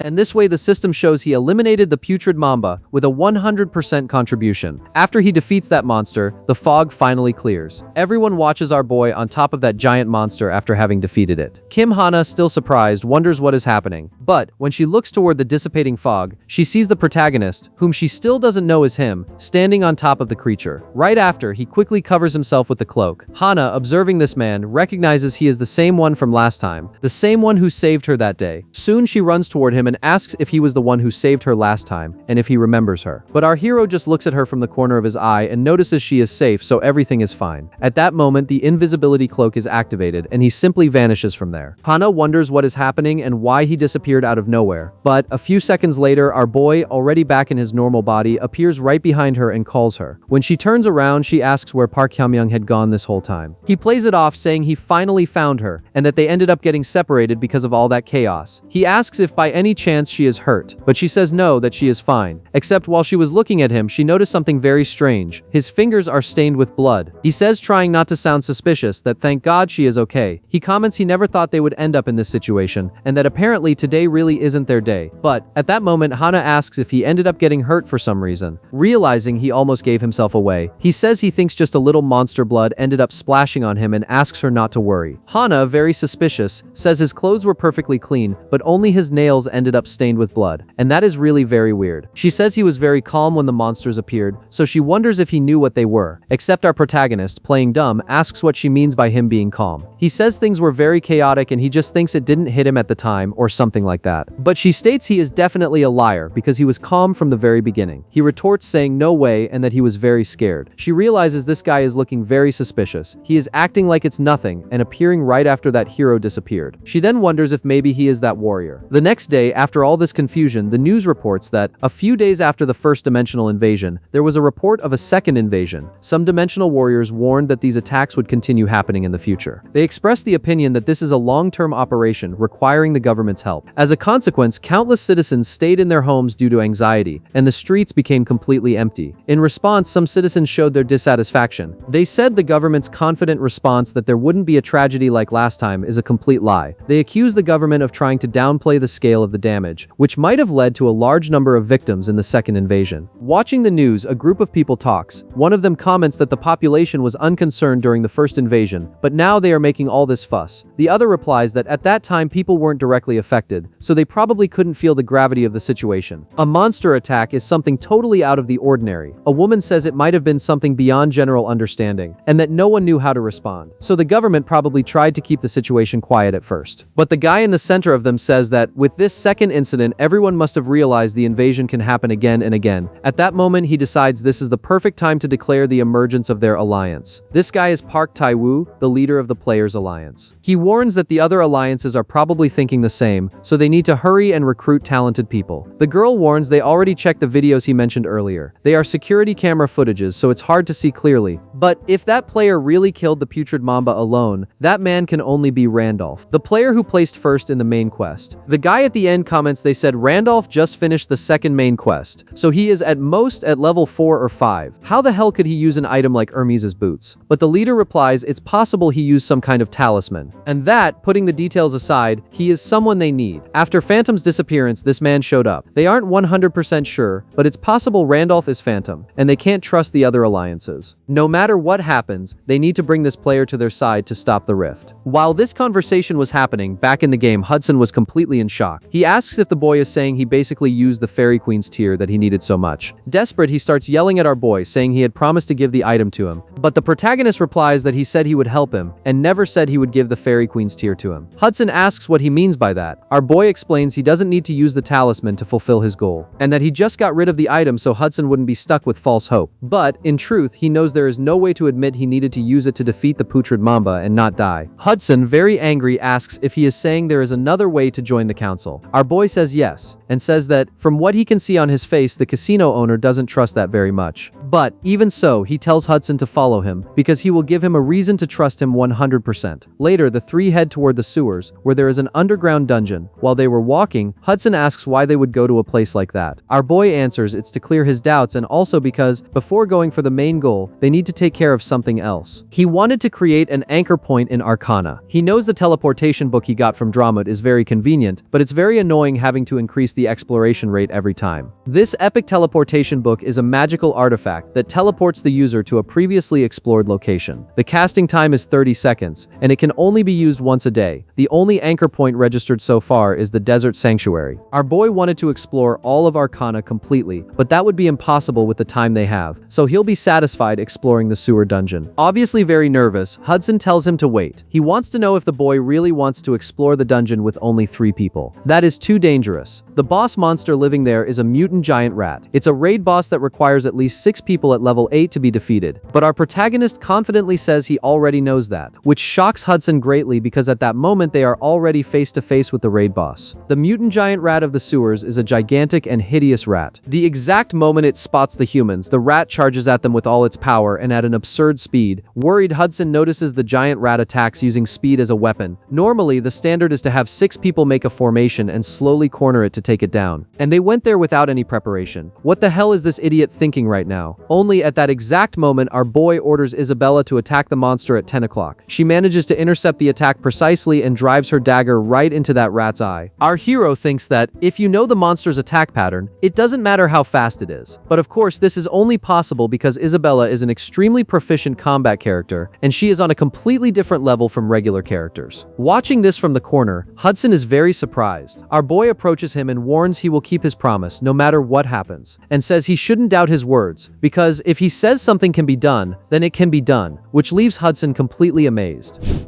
And so, later on the city streets, 2 agents are talking. They looked at all the security camera footage, but there is no trace. It seems everyone inside the building at the time says they didn't know anything either, and this is like a damn horror story. This agent is part of the Heroes Alliance, Seon Jung. The other agent in the back asks if they should meet with Jung Jin-woo again, but Seon Jung says no, he seems to have gone completely crazy after that time. He lost his mind from the shock of losing both arms, so going back there would just be a waste of time, and serves that jerk right. But again, the agent asks about Kim Han Hana, saying it seems she knew something. Xianjiang asks if he is suggesting they break into the CK broadcasting station then. The guy says that's not what he meant, just that it would be better to wait for her in front of the building. But Xianjiang tells him not to mess with her for no reason, because it could turn into a massive headache. The agent, very curious, asks if Kim Hana has some kind of backing. Xianjiang questions if he doesn't know who is protecting Kim Hana. He points out that the person she is interviewing right now, face to face, is Gracia himself. The blonde guy introduces himself to her, while she, very nervous, says it is an honor to meet him, and that she is reporter Kim Hana from Korea. Back to the two of them, the agent asks if it was love at first sight or something like that, but Xianjiang asks how the hell he would know that. But anyway, he shouldn't poke a beehive for no reason. He knows that with Phantom's disappearance, Gracia is now undoubtedly the strongest player. Even so, that monster came all the way to Korea just to be interviewed by a regular reporter. And honestly, he is also very curious about it. But if Gracia is involved, the right thing to do is stay as far away as possible. And if they end up making him angry, the entire alliance could be destroyed. But at that moment, a little far from that place, there was a group of dead players lying on the ground. One of the survivors asks what the hell the attacker is doing, reminding him that PK in the real world is supposed to be forbidden. But a guy approaches him asking, "What do you mean forbidden, and who said that?" The extra starts yelling that Gracia told everyone to prepare for the invasion, so player killing is forbidden in the real world. He threatens, asking what if Gracia finds out, but the villain goes ahead and cuts his head off, saying it's fine, and telling him to call Gracia to save him. At that moment, the system shows the villain that the ranks have been updated. It was registered that he is one of the top rankers for having obtained a class. The system then congratulates the player Massacre, who obtained the rights to use the secret auction. After he transforms again, he goes back to thinking about Randolph, certain that he is that bastard Phantom. If it isn't him, there is no way to explain the absurd score he got. If it is him, Phantom will challenge the main quest immediately, without any hesitation. And if Massacre waits in that place, he will run into Phantom very quickly, and thus Phantom will die by his own hands. Then the scene cuts back to the game, with a gigantic Hydreigon walking through the desert. It was carrying our boy and those two. The protagonist thinks he got very lucky. His main goal was just to create an anchor point in the sewer dungeons. But in that raid, he got a really good item, which is the giant rat's core. With his Beast Lord hidden trait, he can strengthen beast souls in his possession. So basically, he used this material to evolve the Hydreigon into a Hydra. Thank God he will arrive at that place a little bit faster. As they walk, he asks Hudson if he handled the casino matters properly. Hudson replies that he took care of everything exactly as he said, and resolved absolutely everything. He admits it's true that it's a shame to give up the casino, but there is nothing to be done if they are going to be away for a while. And if it means marrying Serengeti, it's not even worth worrying about that crappy casino. Besides, there's no way the people there would leave the casino alone if he wasn't there. So he decided to trust and follow the Starbearer. Hudson knows that above all, when Isabella killed the giant rat by herself, it was very impressive, but the success was thanks to Randolph's actions. He acts as if he can see through everything, and there is no doubt he is an extraordinary man. If Hudson misses this chance, he doesn't know when there will be another opportunity like this again. Our boy, excited, confirms it, saying he won't have to worry about money anymore then. He thinks he made a great decision. Now he can just focus on reaching level 10 while walking the path of a Starbearer. Very curious, Hudson asks where they are going now. Our boy replies that he already told him, but Hudson says he doesn't remember that. Thus, Randolph answers that they are going to the masterpiece that will grant Hudson's wish. Thinking about this masterpiece, he knows it's the place where the third main quest begins. They are going to the Spirit Tower. After a long journey, they arrive at a forest. Looking around, Hudson asks what place that is. In his eyes, which are those of someone who knows nothing, it just looks like a normal forest. Except the protagonist warns that it is not a normal forest. This is the entrance to the Spirit Tower, the Whispering Forest where the spirit tree grows. Randolph thinks that a spirit tree is a tree where spirits are born. They are born temporarily, opening a path to the spirit realm. Entering this path during dusk is the only way to go to the Spirit Tower. However, this tree has been dead for a long time. And not just this tree, but the entire forest is dying. It has been a long time since a new spirit was born in this forest. What he is about to do is not a good method, but he has no choice. So he goes ahead and draws his sword. Hudson asks what he is doing. Like that, our boy goes over and lands a strike right in the middle of that tree, splitting it in half with a single sword strike. Hudson, perplexed, wonders if he is really cutting down the tree that is the entrance to the Spirit Tower. What Hudson didn't know was that from above him, an attack would be fired. Quickly, Isabella went there and protected him, blocking the projectile.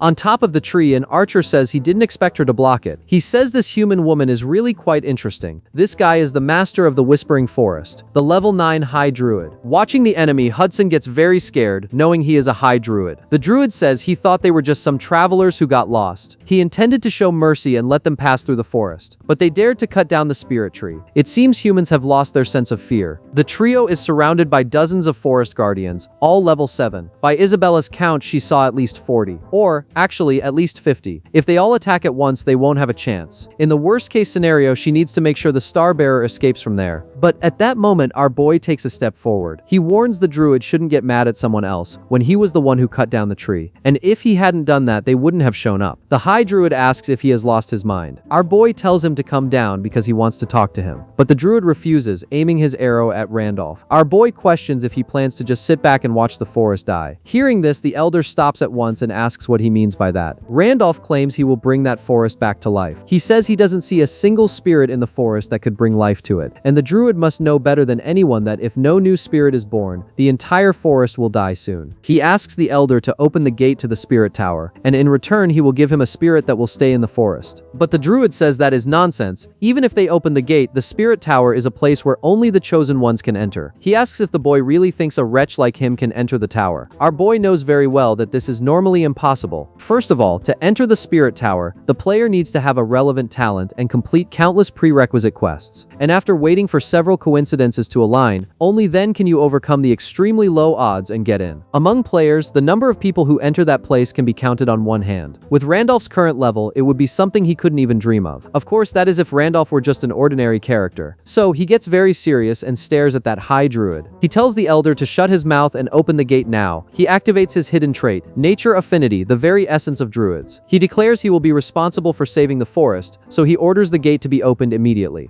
But the other guardians in the back ask if he is really saying he will save the forest. They think this is a complete lie and that they should kill them all right there. Except, right as they were about to attack, the elder druid keeps staring at our boy and raises his hand, ordering them to stop. This surprises everyone around, and so he steps down to face Randolph and warns him he'd better keep his word. Our boy, very confident, tells him not to worry, because he always keeps his promises, and he will bring the spirits back to this forest. But the High Druid says he doesn't expect him to actually succeed. He just thought it wouldn't be too late to kill him in case he fails, so he orders the trio to follow him. They arrive at some sort of sacred tomb. The druid explains that now that the life force is fading, the only way to open the path to the tower is by using the remains of an idol spirit, but he must keep something in mind. If he fails, he will immediately become fertilizer for the forest. Randolph asks what happens if he succeeds. The druid replies that he will then give him a reward fitting his achievement. Thus, a side quest opens for our hero, where he must bring the spirits back to the forest. The reward is the Friend of the Druid's achievement, which grants a forest blessing. So, the elder tells him to get ready. From that moment on, he will open the portal. At that instant, an immense light brightens the whole place. Hudson is very surprised by it, watching the portal that leads to the spirit tower. Curious, Hudson asks if they have already entered the spirit tower. But Randolph explains they haven't because that is just the inside of the portal used to access the tower, and a player can only actually enter the tower after receiving permission in there. Hudson asks whose permission. Our protagonist then turns around and faces a being floating in front of them. Very surprised, Hudson asks if that is a spirit, but the protagonist answers no. This floating being starts staring at our boy. It says it can feel a druid's aura, so it must allow him to ascend to the tower. It asks if those behind him are his companions. Randolph confirms yes. The floating being questions if they are companions to whom he can entrust his life and his own back. Randolph says you could say that. Then the creature says very well, it will allow them to enter with him. However, the path will only be revealed when each of them passes through the tower's portal individually. The three of them start getting somewhat disintegrated and teleported. Isabella stares at our boy very seriously, warning she'll be right back. Obviously, Hudson, very afraid, screams saying his body is going up and disappearing. The floating being warns that time flows differently there than in reality in the tower, so he can climb it peacefully, and wishes the boy good luck. Thus, the main quest is activated. It is called Climb the Tower, and the reward will be increased based on the player's performance. Soon, our boy comes face to face with a large gate. A gate with a very monstrous look. He recognizes this is the real spirit tower, and that it has been a long time since he was there, but he cannot recognize what gigantic and gruesome gate that is in front of him. He knows very well that to enter the spirit tower, the player must pass through a gate, and the gate takes a different form depending on the climber's elemental affinity. For example, the elemental affinity he chose for Isabella when he created her was wind. In other words, Isabella is facing the gate of wind. Hudson is at the gate of water, since he has more affinity with that element. Each gate created this way presents the most suitable challenge for the climber's level and style, but our boy has never seen a gate with this dark attribute before. He wonders wonders if this is an effect of the character Randolph possessing all elemental affinities when he was created. At that moment, that being's eyes open. It starts saying it is incredible to think a human with an affinity for all elements actually existed: fire, water, light, and darkness. He even possesses attributes that normally couldn't coexist. The being wonders if this is thanks to a void attribute that encompasses all elements. But even so, there is much more power there than just calling it void. This is true chaos. So, the entity allows him to enter, and warns that the name of the gate he must pass through is the Gate of Chaos. Before he could enter, the voice tells the traveler opening the Gate of Chaos, which has never been touched before, that he must be extremely careful, because if he gets swallowed by the chaos, he will never return. After our boy enters through the Gate of Chaos, he appears in the middle of a room and wonders what place that is. For the last 5 years of his life, he played Pangania almost every day, without resting. It is no exaggeration to say he is the player who played it the most in history, and that he knows more about the secrets of that world than anyone else. But, despite all this, there are still countless things in Pangania that not even he knows. It is a game with an insane difficulty, which makes beating the story seem impossible. Even so, he always had a burning desire to challenge and explore these unknown territories, the mysteries that were firmly established inside there. And that is why our boy loves this game with a passion. That Gate of Chaos, the entity warned it was the first time it was opened. So, this time too, he will be the first to clear it. Except, as soon as he takes a step forward, he faces a warrior he recognizes immediately. When this man turns around, our boy goes into complete shock. He realizes this opponent is Wilhelm. He mentally asks himself why the hell the strongest character he ever created is appearing as a challenge now. Wilhelm already charges relentlessly at our boy. Randolph tries to block the attack, but the weight is much heavier and harder than facing other enemies. He thinks that, putting aside the reason for Wilhelm appearing as the floor's challenge, the game is basically saying he has to fight to the death against this guy, the one who used to be #1 on the server. After his sword is easily disarmed by Wilhelm, our protagonist realizes this is going to be very hard. This challenge was made so absolutely no one could win. He comes to the conclusion that Pangania is truly a crazy damn game.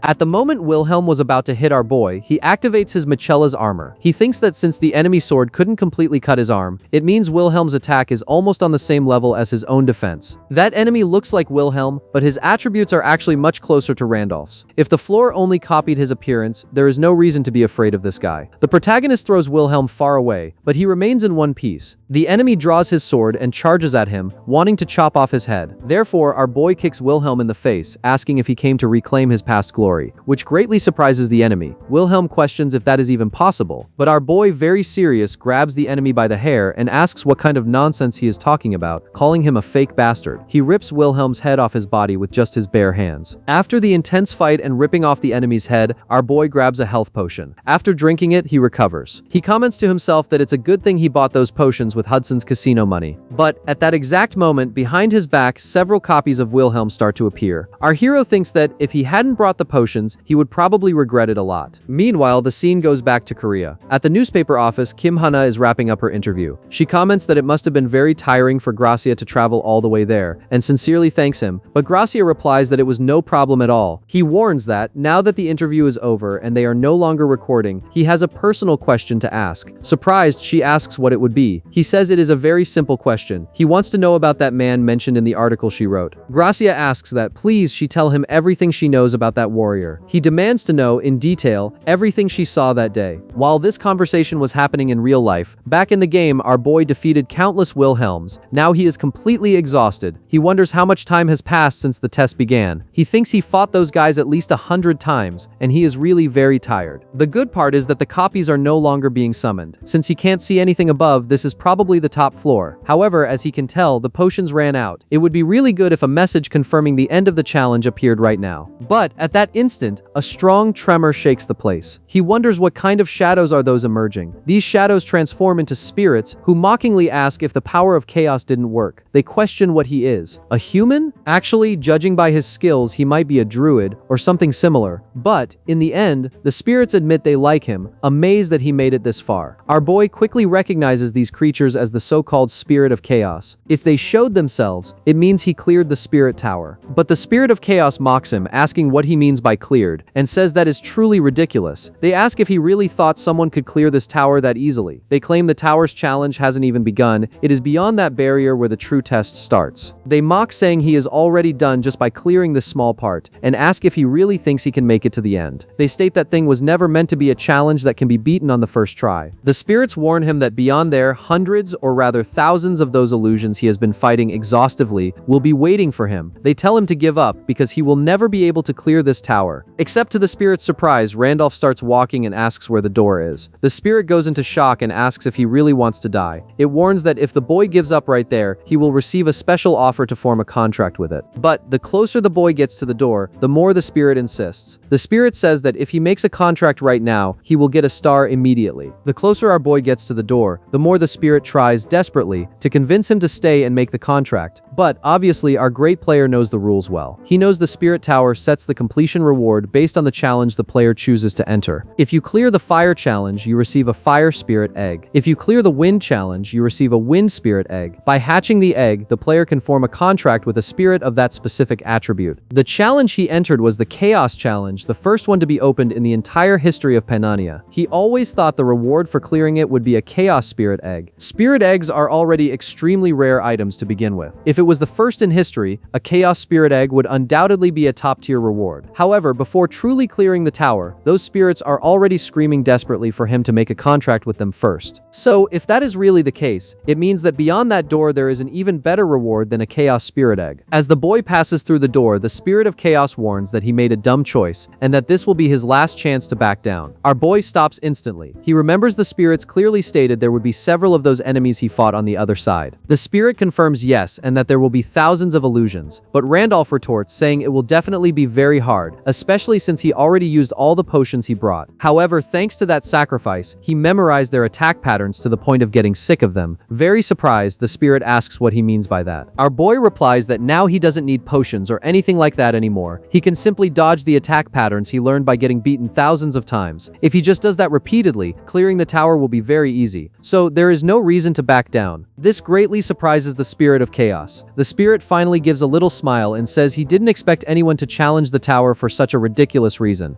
It admits the boy is an idiot, but an idiot it really liked. And finally, after passing through the gate, our boy returns to the beginning of the area again. He wonders what place that is, but at that moment he receives a notification announcing he has reached the top of the tower. Main quest number 3 has been completed. The system begins calculating the results, and right behind him, that spirit from the beginning of the test appears. Very surprised, the spirit asks if he actually managed to clear the tower and joyfully congratulates him. It also warns that it seems his companions are alive and well. But Randolph, very curious, asks if that whole lecture about the beginning of the true challenge was just a lie. The spirit confirms yes, that's exactly it. If he had chosen to make an early contract with the Spirit of Chaos, he would have been trapped inside there for the rest of his life. Our boy, very annoyed, says those bastards are really good at lying. The spirit laughs and says the spirits of chaos have always liked lying. However, the boy must have received a hint during the fight. Our hero concludes that, so that was it. The spirit says that anyway it should pay for his clear reward and tells the boy to hold out his hand. At that moment, the system makes it official that he cleared the Tower of Chaos. A black ball appears floating right in the center of his hand. Our boy thinks that if the challenge ended like this without anything else hidden, the reward is probably just a Chaos Spirit Egg. It is quite disappointing in the end, but it definitely isn't a bad reward. Soon the system announces he obtained a Chaos Spirit Egg. Except this message gets a bizarre error in the middle of the screen and changes to another reward. The Celestial Mutant hidden trait is activated right away. The Chaos Egg is instantly covered by feathers. The system, still very bugged, first says he obtained the Chaos Spirit Egg, but in the end corrects itself and states he obtained the Celestial Spirit Egg. Completely shocked, our boy comes face to face with something he has never seen before in his life. He wonders what kind of madness that is.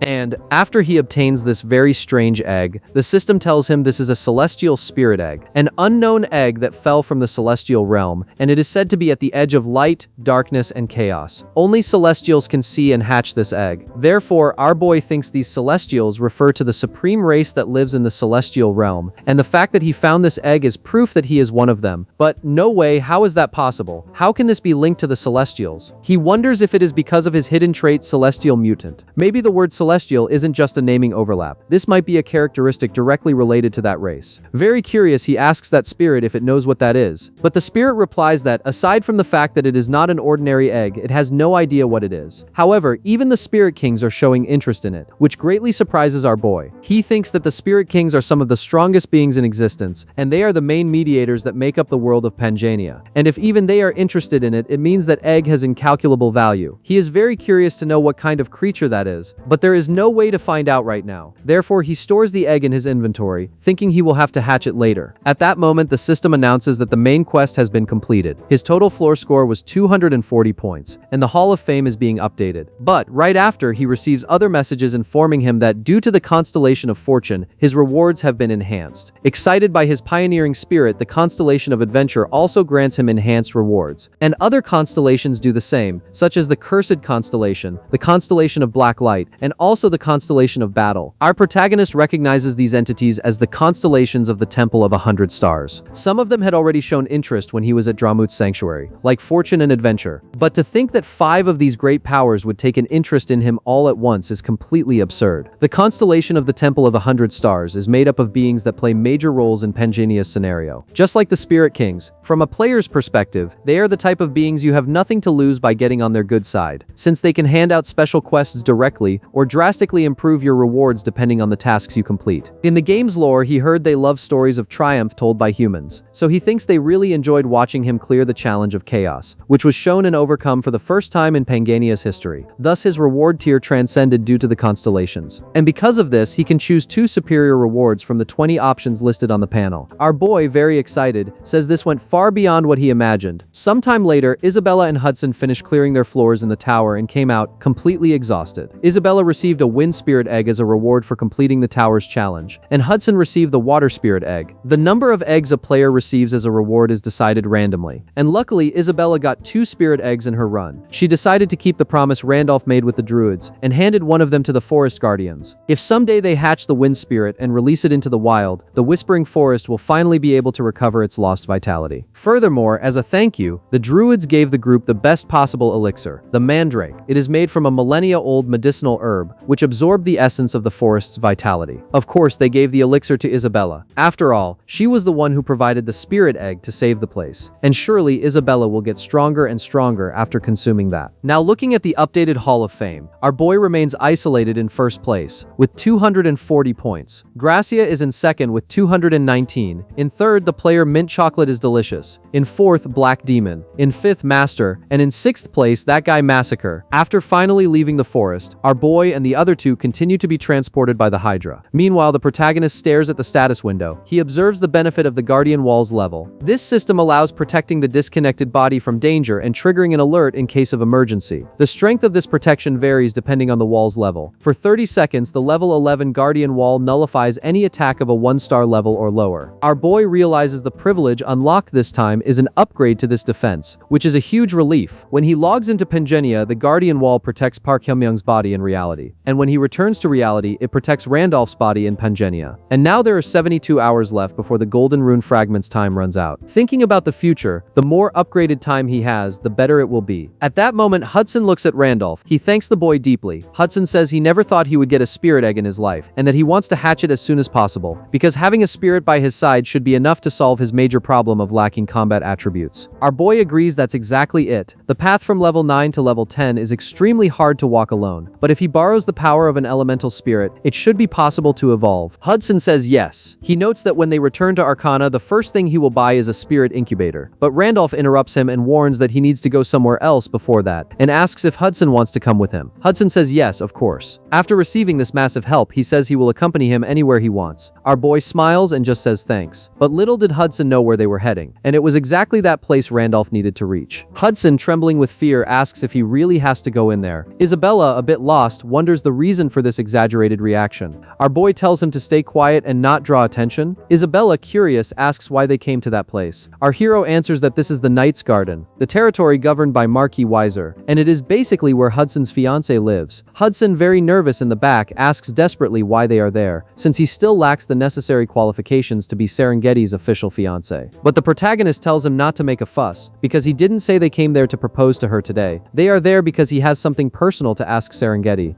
Hudson, curious, asks how he knows her. But, ignoring the question, our boy looks from side to side. He notices that the entire city is completely devastated. Heading towards the central square, he sees a large stone tombstone with several names carved into it. Isabella comments that it looks like they are in the middle of a mass funeral, and asks if he knows any of those names. Our boy answers no, but he knows very well why they ended up like this. He recognizes that the 500 names engraved on the tombstone belong to the elite knights who were part of the grand expedition. He admits he didn't know their names, and never even tried to remember them before. They weren't even important NPCs with unique names. Even if they fought for Wilhelm, it was all part of the context, because until then, they were just parts of the game's background. But in front of the tombstone, an old lady falls to the ground, desperate. She screams, cursing Wilhelm. She begs for that bastard to give her son back. She cries, saying she just wants her son back. She sobs, saying her boy said he would return, but he never came back, and asks in tears how she can live without him. At that moment, our boy takes a few steps forward, heading towards the lady. She, completely exhausted and desperate, faints from so much grief and pain. Our boy catches her quickly before she hits the ground. The people around approach worriedly, asking what is happening and saying she fainted again. Isabella walks towards Randolph to help. Our boy lifts that lady in his arms and asks them to show the way to the relief station right now. Arriving at the relief station, which is run by the Church of the Goddesses, they realize the place is a complete disaster inside. Hudson comments there are many patients crowded together, but very few people at the station to tend to everyone. He reflects that, if this is the Knight's Garden, it should be one of the 3 main cities of the Balan Kingdom. How is it possible that the relief station of an important city like this is so understaffed? He concludes it seems to be a serious problem with how the place is being managed. Except, at that moment, one of the temple's caretakers approaches. He calls them brothers and says they must be the outsiders who brought Sister May there. He comments they could have simply walked past and ignored the situation, but they didn't do that. They helped the woman and brought her to that place, which was very kind of them. Hudson, surprised by the compliment, answers politely yes, but the caretaker stares at Hudson right away with a demanding look. Hudson asks what the problem is. The caretaker replies that, to operate the support station, they are collecting mandatory donations from the brothers who visit the place, and if they could help him out with just 50 gold coins, it would be a great help to the goddess. Hudson, very surprised, asks if they are charging for the treatment of a fainted old lady. Our boy chimes in and says an assistance station run by the Church of the Goddesses should be fully funded by the city's coffers, and he asks if it wasn't strictly forbidden to accept personal donations, and even more absurd to charge 50 gold coins. Even if hundreds of gold circulate per day in cities like Arcana, he wants to know if the caretaker thinks it makes sense to demand the equivalent of a normal citizen's monthly salary as an entry fee. But the caretaker replies with disdain that they have no choice. He warns that Father Andrew determined that from now on, they will accept donations to operate the relief shelter and treat the needy. Our boy, curious and angry, asks what he means by Father Andrew. He claims this is complete nonsense. He knows Father Andrew very well, and knows he is not the kind of corrupt person who would do such a thing. But the kid insists that this is the absolute truth. Our boy starts searching through his game memories about Father Andrew, an old man who was a high-class priest in the Church of the Goddesses, a religion that serves the twin goddesses of Pangania, Rhea and Pina. He is a fundamental NPC who inevitably gives you important quests related to honor, especially when you are leveling up a class where honor is a determining factor. He has always been a devout believer, an immaculate, kind, and righteous wise man. That is the point of view Randolph had of him. But this guy is claiming that Father Andrew is secretly receiving large personal donations on the side. Putting this together with what he could see of the city, the poorly maintained buildings, the vagrants thrown on the street, and the relief center completely worn out and mismanaged, he seriously wonders what the hell is going on with the government of that city. But, while he was trying to put the pieces together, the scene cuts to the largest mansion in the city. In the hall, there was a fat and completely drunk noble, demanding to drink even more. His butler tries to intervene, saying he has already drunk too much and needs to stop. But the man gets furious, throws the bottle at the wall, almost hitting the butler's head, and tells him to shut his mouth right now, and screams for them to bring the rest of the alcohol to him immediately. This fat drunk is the Lord of the Knight's Garden, Marquis Visor himself, the so-called father of the Knight Serengeti, and Hudson's future father-in-law, of course. Or at least that is what Hudson dreams he will be one day, right?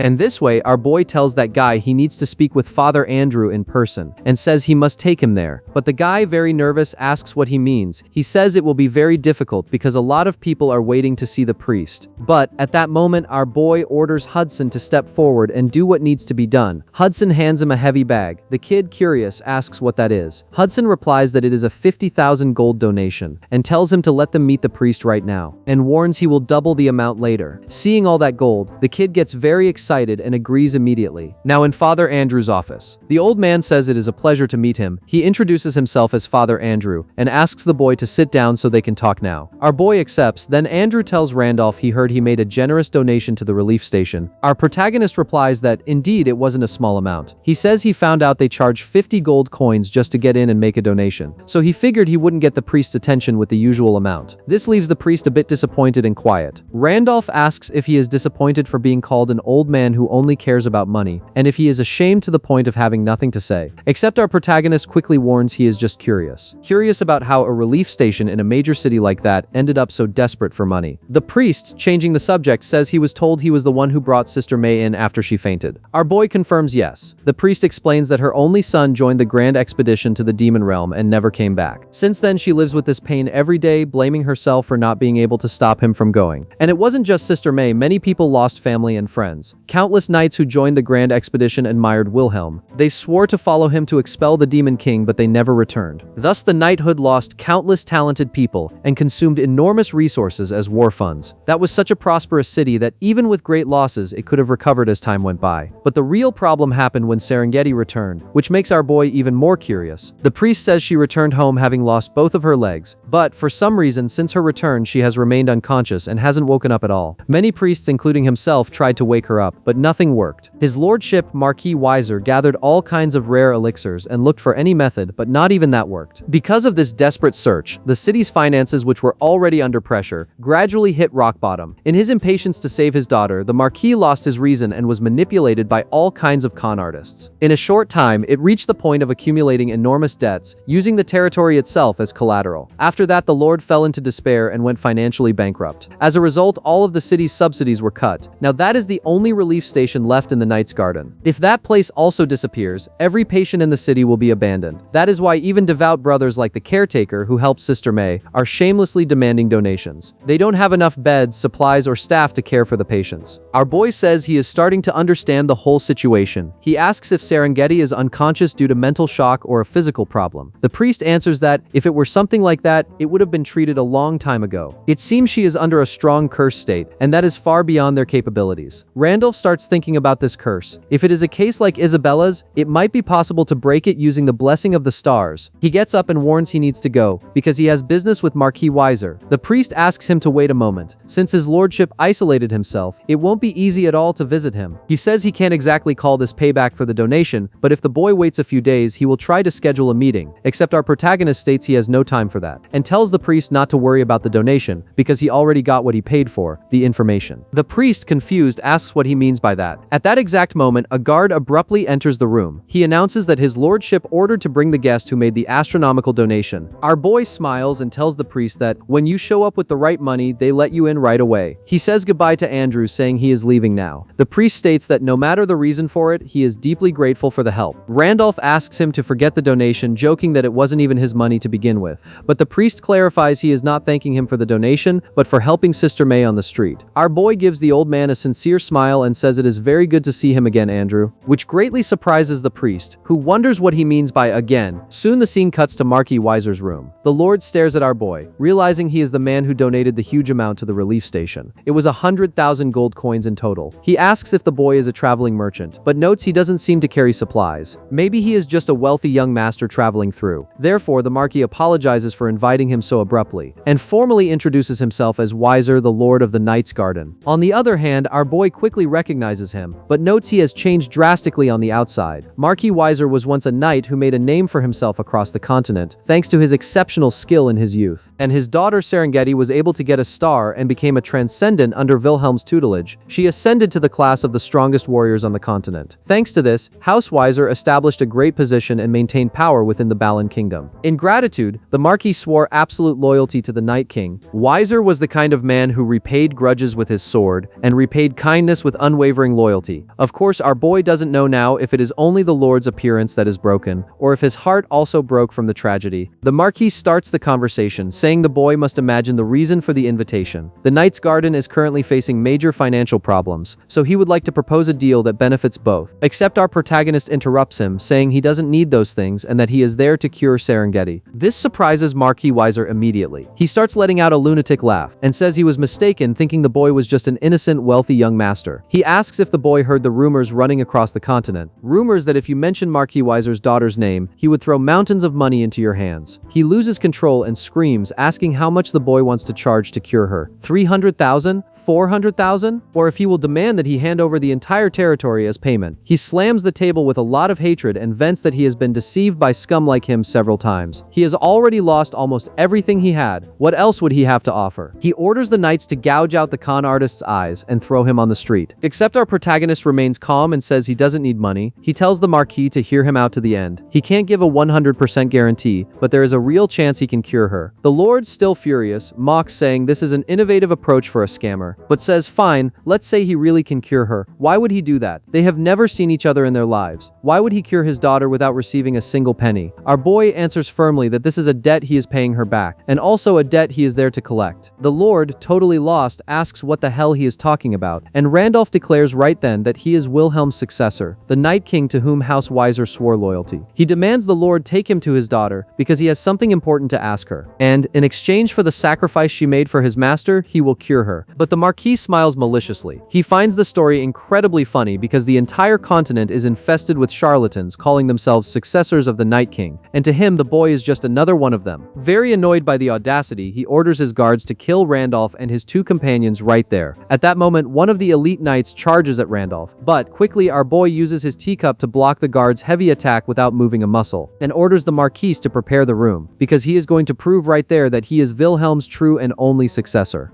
And now, in the combat arena, Marquis Weiser is watching our boy, who is face to face with his great knight. On the other side of the arena, Hudson asks the reason for this sudden duel, while Isabella replies that he is always very unpredictable and that she really doesn't know how this happened. Down in the arena, our boy is feeling lazy about fighting this guy, but he recognizes that the enemy wears an armor set with a high-level priest's blessing, being completely prepared for combat. The knight asks if he really is the Night King's successor, and warns that if he is lying, he can confess now and ask for forgiveness, because then maybe he will spare his life. Except our protagonist replies that he doesn't care. He just tells the knight to keep his promise to keep his identity a secret, and not go around telling everyone who he lost just because he got embarrassed. The knight tells him not to worry, swearing on his honor that this won't happen. And now he says he wants to see the self-proclaimed Night King's successor's skills, charging at Randolph with everything and aiming for his neck. Our boy notices he is quite fast, but continues dodging his strikes with ease. He thinks that even though many high-level knights were exterminated in the Grand Expedition, that guy would still have better stats than his current ones. And with this huge equipment gap, he knows he cannot underestimate him. Thus, Randolph finally draws his sword. He notices the enemy's unusual movements and recognizes that he is truly strong. But when the strike is about to hit him, he uses his own head to block the attack. This leaves the knight in absolute shock, exclaiming that he stopped the sword with his own head. He concludes that the boy is definitely not a fraud, but a complete lunatic. Indeed, a lunatic. Watching the fight, a guard next to Weiser comments that the boy's movements are quite decent, but the Marquis retorts that those are nothing but cheap tricks. He says he has seen countless idiots who went around claiming to be the Night King's successors just to take advantage of his reputation. But Wilhelm's swordsmanship cannot be replicated so easily. Having seen the Night King fight firsthand, Weiser states that his swordsmanship surpassed human limits, being incomprehensible to ordinary people, and unless the boy shows a technique similar to that, he cannot claim to be his successor. In the middle of the fight, the knight says that Randolph is very different from the scoundrels he has seen. He is certain that the boy has plenty of talent. He advises the boy to admit his lies and come under his command, promising he will ask the Lord to forgive his sins. But our protagonist mocks him, saying the knight is using a complete armor set against a low-level opponent, yet still acts all cocky. But the knight replies that he needs to understand he wears that only because the Lord ordered it. Our boy retorts, saying that is good for him because now he is also going to use a lot of good stuff, and lands a solid kick right on the enemy's chin. He warns that now he is going to show the knight his own super powerful items. Attacking quickly, Randolph knocks the enemy's sword far away. Right after, he equips the extreme iron sword. The guard and Weiser, watching from above, don't understand where those dual swords came from. Hudson, very curious, asks when he got a weapon like that. The moment he wielded the blades, the battle's dynamics completely changed. The knight notices that the time between attacks decreased drastically. He thinks the boy is trying to beat him based on speed, but concludes that the strikes are still too weak. Except at that moment he feels something very different and strange in Randolph's stance. A two-handed sword is slow, but has high attack attack power, which would be enough to cause damage through his heavy armor. However, dual swords are extremely fast, but have low raw damage. The knight thinks the blades couldn't pierce his armor, and that, as long as he defends his vital areas, there would be no threat. Instead of worrying about everything, he would only need to defend the weak points, which would make things much easier. Except, to his total shock, what he least expected was to receive a direct and overwhelming attack right in the middle of his chest. The impact makes him fall violently to the ground. He notices that our protagonist's aura changed completely. Randolph tells him to watch very closely, because now he is going to show him the Night King's true swordsmanship. He remembers a few days ago, when he cleared the Spirit Tower. As a reward, he could choose 2 prizes from the 20 listed by the system, and among several incredible options, he chose the Extreme Iron Sword. An iron sword raised to its extreme potential, granting him +3 strength points. It also provides +3 sword mastery points and an experience boost bonus. He recognizes that this is the transcendent version of a basic weapon, which makes its raw stats inferior, but the additional effects are absurdly powerful. Since he could choose 2 rewards, he thought about synergy. He could secure the extreme set bonus by combining the items, and since he wears Michaela's set as his primary armor, it would be perfect if the bonuses were activated and doubled with the dual weapons. Thus, he acquired an extreme sword, and right after, another extreme sword. He warns that the true power is coming. He activates his hidden talent, Weapon Master. This trait instantly increases his mastery with all weapons by 5 levels. Next, the Dominating Hands are activated, which increases his weapon efficiency by another 5 levels, besides several other passive effects that start adding more and more mastery levels for the protagonist. The system warns that the star's successor can read the memories of the power's former owner under certain conditions, and by reaching level 10 in sword mastery, he earned the right to read the deep memories of the possessed star. At that moment, the forgotten parts of the Night King Wilhelm's original swordsmanship are recreated perfectly in his mind. Our boy is extremely satisfied with this reward. Back to the present, he continues his barrage of attacks against that knight using his dual swords. The cornered enemy desperately wonders what kind of impossible technique that is. The knight realizes the boy has the absolute advantage and feels he needs to stop those attacks at that exact moment. He concludes he must create distance and quickly get out of the blade's reach. But he wonders how to do that. If he tries to retreat and create distance, Randolph charges at him with quick slashes from the dual swords. If he tries to use his strength to face the boy head-on, the sword seems to gain the weight of a two-handed weapon to perfectly break his balance. The warrior is perplexed and questions if such a fluid and perfect swordsmanship really exists. The boy isn't just connecting movements with simple physical attacks. The technique is so sublime that it seems space itself submits to him with every slash. It is said that humans are completely amazed when they come across something incomprehensible, something that overwhelmingly surpasses the limits of their own cognition. They enter a state of shock in which they can do nothing but observe the art right before their eyes. And this applied perfectly to everyone present in the training area. Hudson, Isabella, Marquis Weiser himself, and the poor knight facing him. In this climactic moment, the supreme technique is activated. Night King Wilhelm's original secret technique, the world-destroying strike. After the technique is executed, our boy stops the attack down to the millimeter. The knight drops his weapon on the floor, trembling uncontrollably with fear, with the blade stopped just a hair away from his neck. He stammers that he lost the fight and falls to the ground, fainting from pure terror. Our boy then turns around and yells at Weiser, asking if he needs to show him anything else to prove who he is. At that moment, an alarmed guard calls for his lord, but Weiser raises his hand and tells Lucas that he must treat the boy with the utmost respect, because he is in fact and without a shadow of a doubt the successor to Wilhelm, the venerable Night King. And our protagonist just gives him a little smile, confirming his victory.